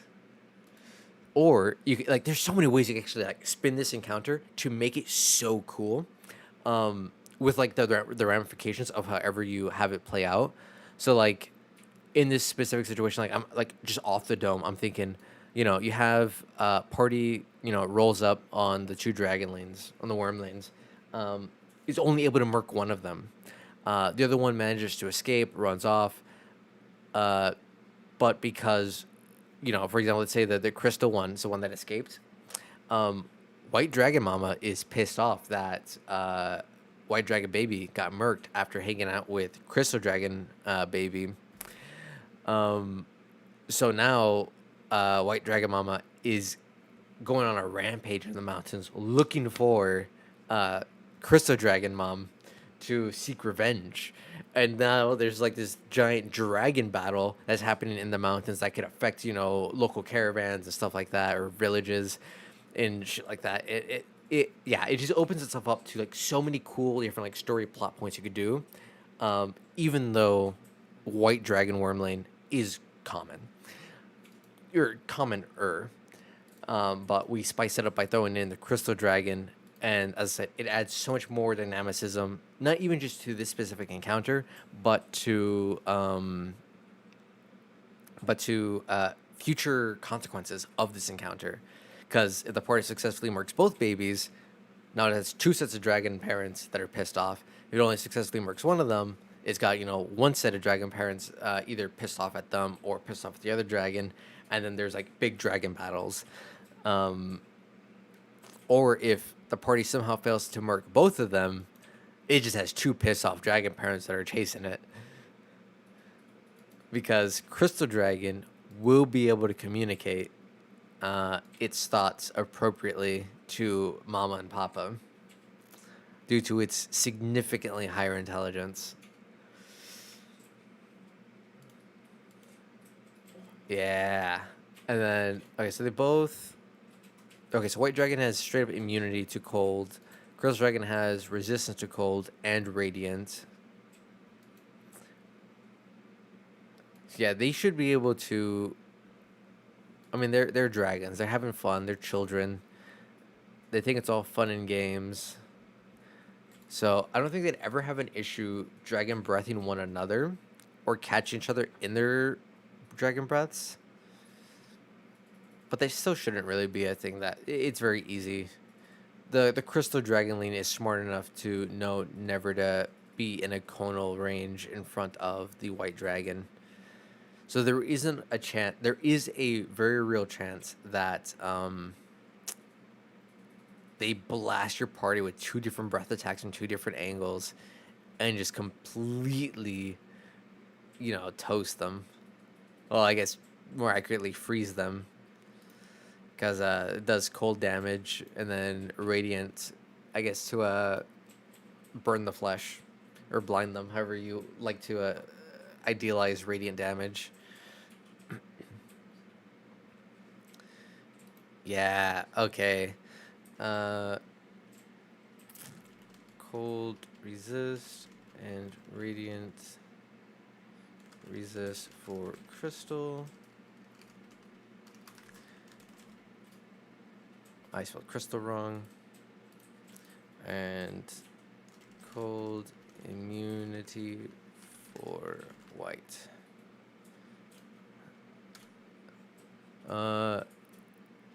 AC 14 crystal.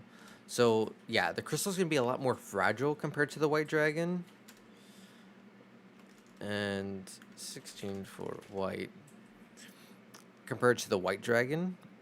However, I think the significantly higher intelligence is what's going to make the biggest difference. Because the Crystal Dragon is definitely going to be calling the shots, going, "Hey, yo, White Drago, we need to attack like this. You go over there, you attack this person."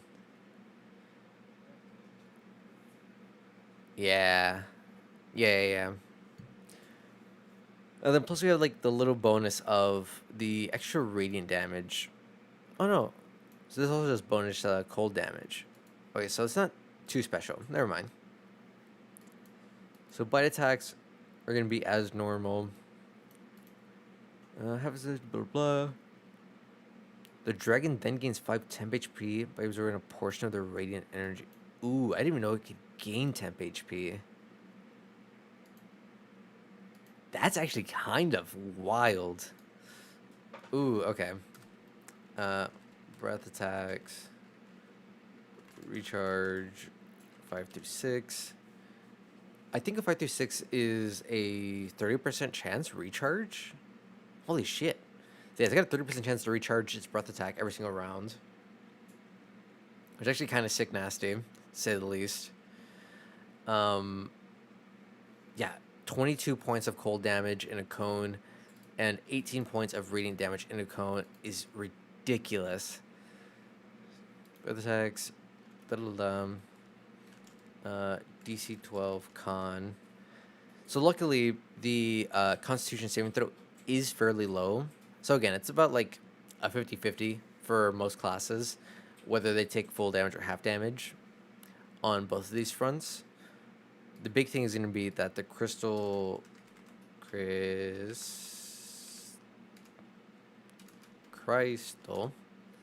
uh, dragon gains 5 temp HP.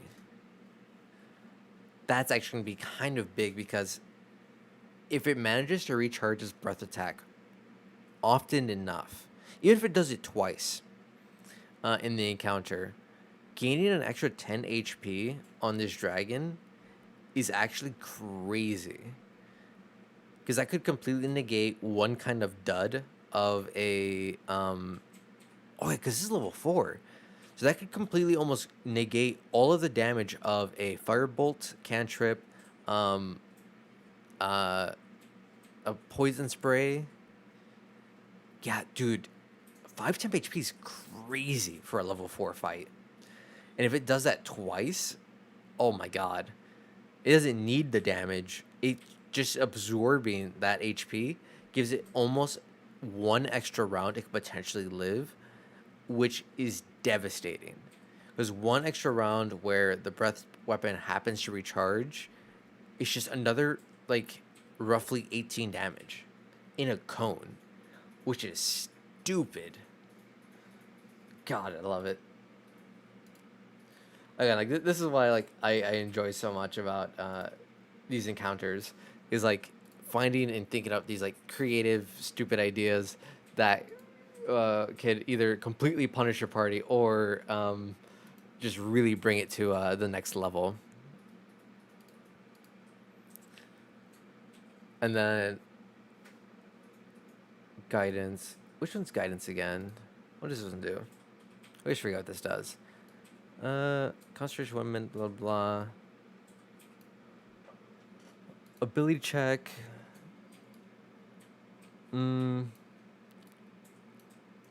Okay, just ability check. That's kind of lame. Because if it was an ability check, and it also affected attack hit chance, then that'd be absolutely stupid nasty.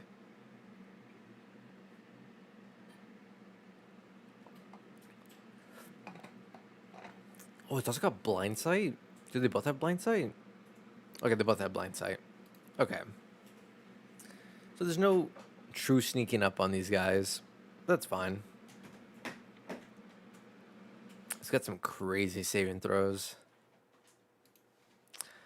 So yeah, Crystal Dragon is gonna be... Oh my god, can I spell crystal right once? Is gonna be calling the shots for tactics. Do it telepathically. So the party won't be able to know what the dragons are planning. It's gonna be calling the shots for tactics telepathically. And we'll focus the backline first. It is smart enough to understand. So I wouldn't focus the backline specifically first. And we'll focus the weakest looking person first. Or whoever is dealing the most damage. It will know to target priority because it has way above average intelligence. Okay, yeah. Is dealing the most damage. We'll try and coordinate for big breath attacks with the white dragon. What else is the crystal dragon do? It's going to coordinate both of them. It's going to help them focus on whoever looks the weakest or is doing the most damage. It'll help coordinate for the breath attacks to try to get some level of overlap, if not just focus on groups.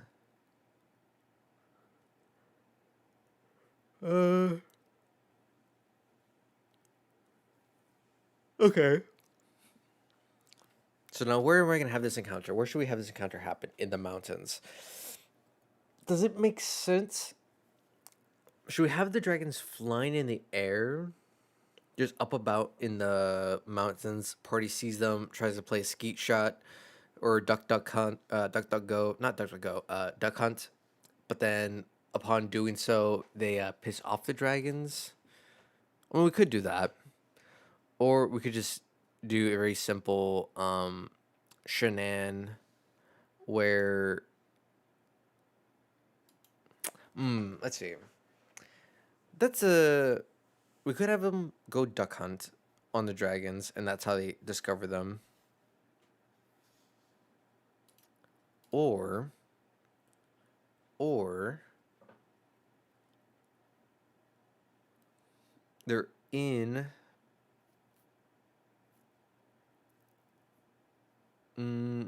they could just be I don't want them out in the open is my thing. I mean, I guess they could be out in the open. 'Cause they're playing outside, you know.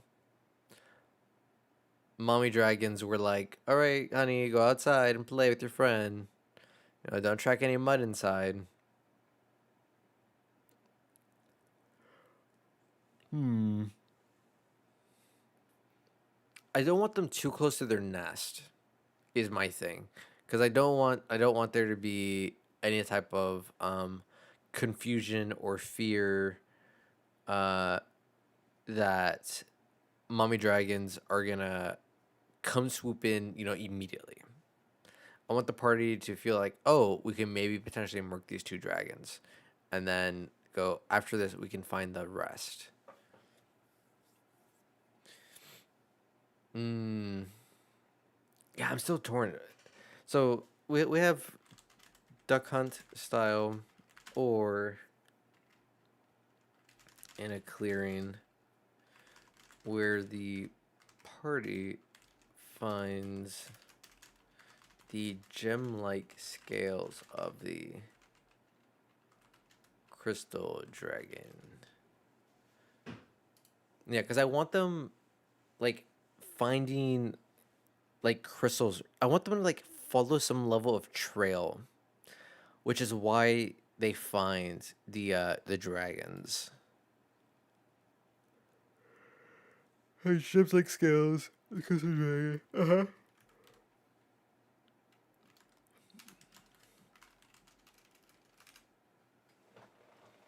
Okay.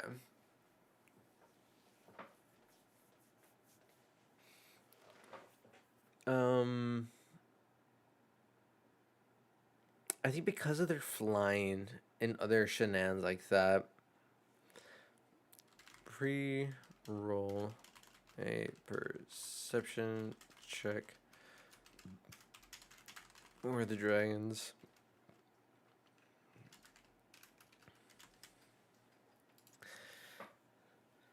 So yeah, we'll have the dragons pre-roll perception check. That way, as the party is navigating, whether it be the duck hunt style, uh, where they somehow manage to overcome the perception check, and they can, mm, yeah, I say pure perception check for the dragons for a range of 90 feet. So once the party is within 90 feet, if they don't say, hey, we want to stealth check up into this biznitch, um, or even if they do,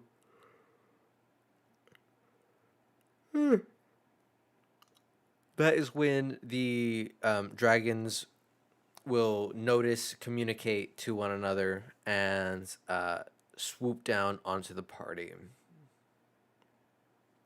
They will view it as playing until the party actually hits them for more than 10 damage. The Nah, we'll scrap that last part. So yeah, pre-roll the perception check, 90 feet. if the party doesn't say stealth check or anything like that, or they do and they fail, dragons notice, they swoop in for the attacks. If they do manage to, or if the perception check isn't high enough, well, that's when the party decides how they want to approach it. Sneak around, sneak up on, all that good stuff. Okay. So this should be done. Because, yeah, I don't think there's anything else that's special about... Nah, that's it.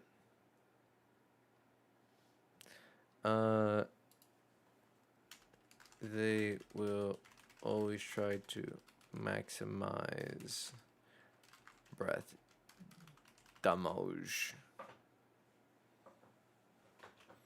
Okay. Last 3 encounters. We have Hydra, Craig Cat, and Chimera. Okay. I originally planned to do the stream for like a couple hours right now. Well, it's because my friends and I did have plans. So I do think we'll probably call it here for now. I made actually more progress than I thought I was going to make, to be honest, even though I yapped for a good chunk of the beginning portion. But the creativity juices are in fact flowing, and I am kind of excited to potentially do a couple more of these in the next coming weeks. Probably do it on Friday, just like a couple hours, midday, like I did today, and depending on plans with friends, do a little bit longer or just 2 hours ish, like I did today. But yeah, so we have just these last 3, and then after that, as I said, I will focus on the finishing up the stat blocks for the VTuber ones that I mentioned. For those that do care or do know the Fox Girls, the Fox Girls specifically being Con Mocha, New Bun, Nini Starlight, and the Happy Fox. Absolute amazing, super cute, fun VTubers. I will, just because I've been holding on to. Do I actually have them? I think I have them. I'm actually be really upset if I don't have them now. Uh, no way I don't have them on this computer. I should. I know one place. I know one place for sure, guaranteed, that I have them. I can easily access. Give me 1 second. I will give you guys a sneak peek of the art that I had commissioned for this video forever ago. Okay, it's like horse is opening up.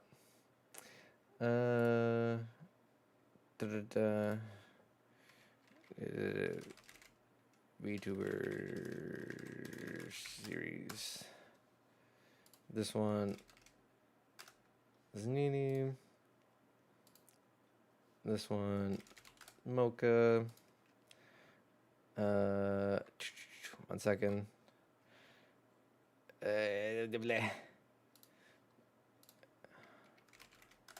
Happy and new. Okay. So this. 1 second. Okay, this is how they open up. All right, cool. So this is how this one was Happy's. She is going to be a barbarian. That was what her stat block is based around. Because in Elden Ring and essentially just like in Elden Ring and even her Dark Souls playthrough, she was always going big bunk stick and stuff like that. But I personally don't like bunk stick. I like the idea of giant axe better. So we made her a barbarian. I'm on the wrong thing. Why isn't it? Then we got Mocha. She is a ranger. I wasn't able to add Walnut, but so she is going to be playing a ranger with an animal companion that is her little mascot, Walnut.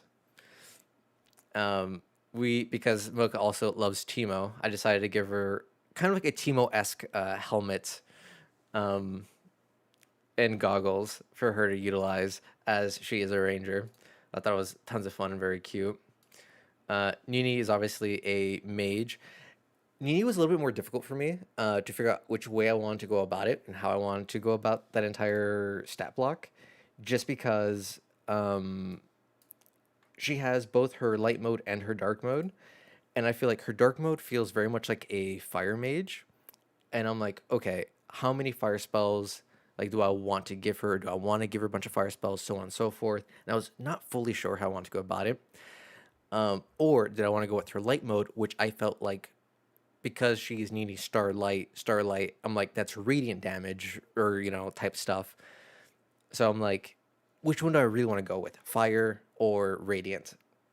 I decided to go more with the starlight theme and went with more like radiant damage type mage in that front. But very happy about how this came out also. And then we have New, the final one. She is a cleric priestess with her tried and true dream break.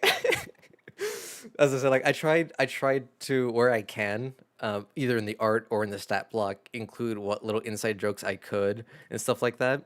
I feel like adding a nuggy to Nini's felt weird in the art and in the stat block. So I gave her other things. And as I said, I haven't finished her stat block and I haven't finished Mocha's stat block because I wasn't quite sure how to properly incorporate like some of the inside jokes or like little memes that they have in their communities properly yet. But Happy's is 100% done. It is super fun. She has tons, in my opinion, like really creative and funny little things in her stat block. And then same with New. Obviously, with New, it's a lot easier to visually represent the Dream Brick meme as one of her main attacks that she can do in the stat block that I created for her. But yes, so that is a little sneak peek into that video of the art for it. Um, Ideally, if that video like does well enough, if it's enjoyed, I ideally would want to try to do other VTubers, incorporating them, creating stat blocks for them, and adding like cool, funny, unique little abilities to them and stuff like that. And then eventually maybe like break out from just VTubers and also do like full on streamers. So like, OTK or OTV, FaZe Clan, shit like that. And just be like, here, you can play, here's what I would imagine their stat block would look like. And, you can incorporate them into your D&D campaigns and stuff like that. But yeah, that's all I have to show off for you guys. Thank you all for joining me today on this little work along. It very much was helpful to finally get some of this work done that I've been blowing off for a long time. Um, which I don't like that I've been blowing it off, but I made progress. I finished one. So one video is ready to be recorded now. Halfway done with the other one, which is good. Great progress. So that tells me I have like about 2 hours left of script writing for that last one, and then that's done. I think the real interesting one is going to be whenever I finish out the stat blocks for Mocha and Nini. I think that's gonna be the real interesting part for anyone who is into D&D and is looking into doing their own homebrew stuff. But yeah, yeah. As I said, I think I will be doing more of these work along streams on Fridays, just for like a couple hours each time. It would be a great way to keep pushing me forward to get these done, and I can answer questions if you guys have any live on like home brewing or kind of like my train of thought on certain aspects. Because I understand like DMing can be kind of daunting at times, but I think it's a lot of fun. I think it's a very rewarding experience. D&D is by far been one of like the best hobbies that I've gotten into. But just because I've been yapping so much about D&D, if you guys would like to check out the YouTube channel, where that's where all these videos are going onto. I do create a bunch of videos for people who are into D&D or into board games.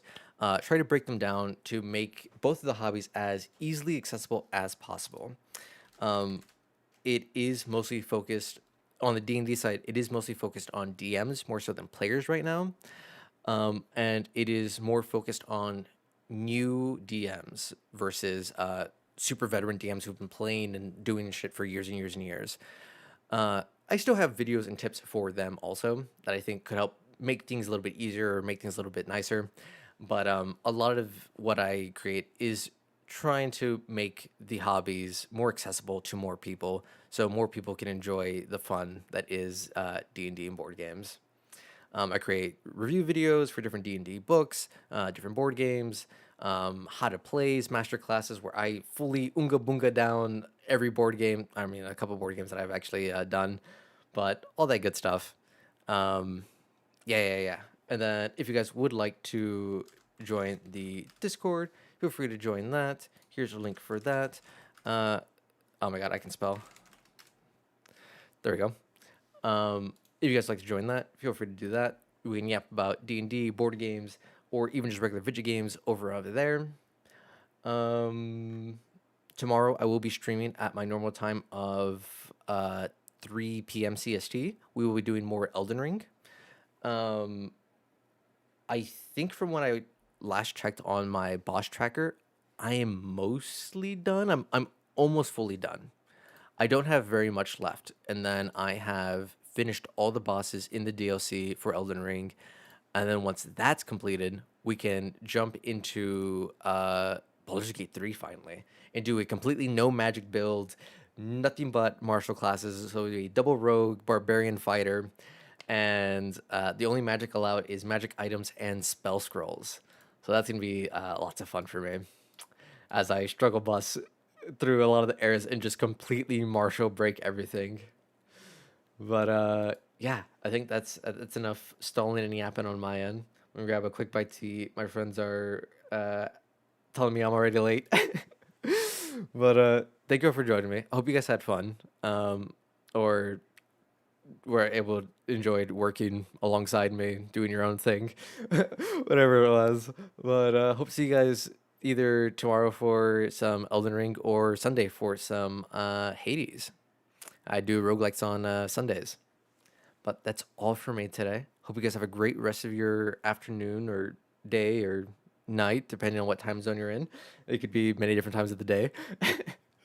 But yeah, that's all for me. I don't think we're gonna rate out just because I don't know who I would even rate into slash doesn't make yeah, I don't even know who I'd rate into right now slash doesn't fully make sense with what I was doing.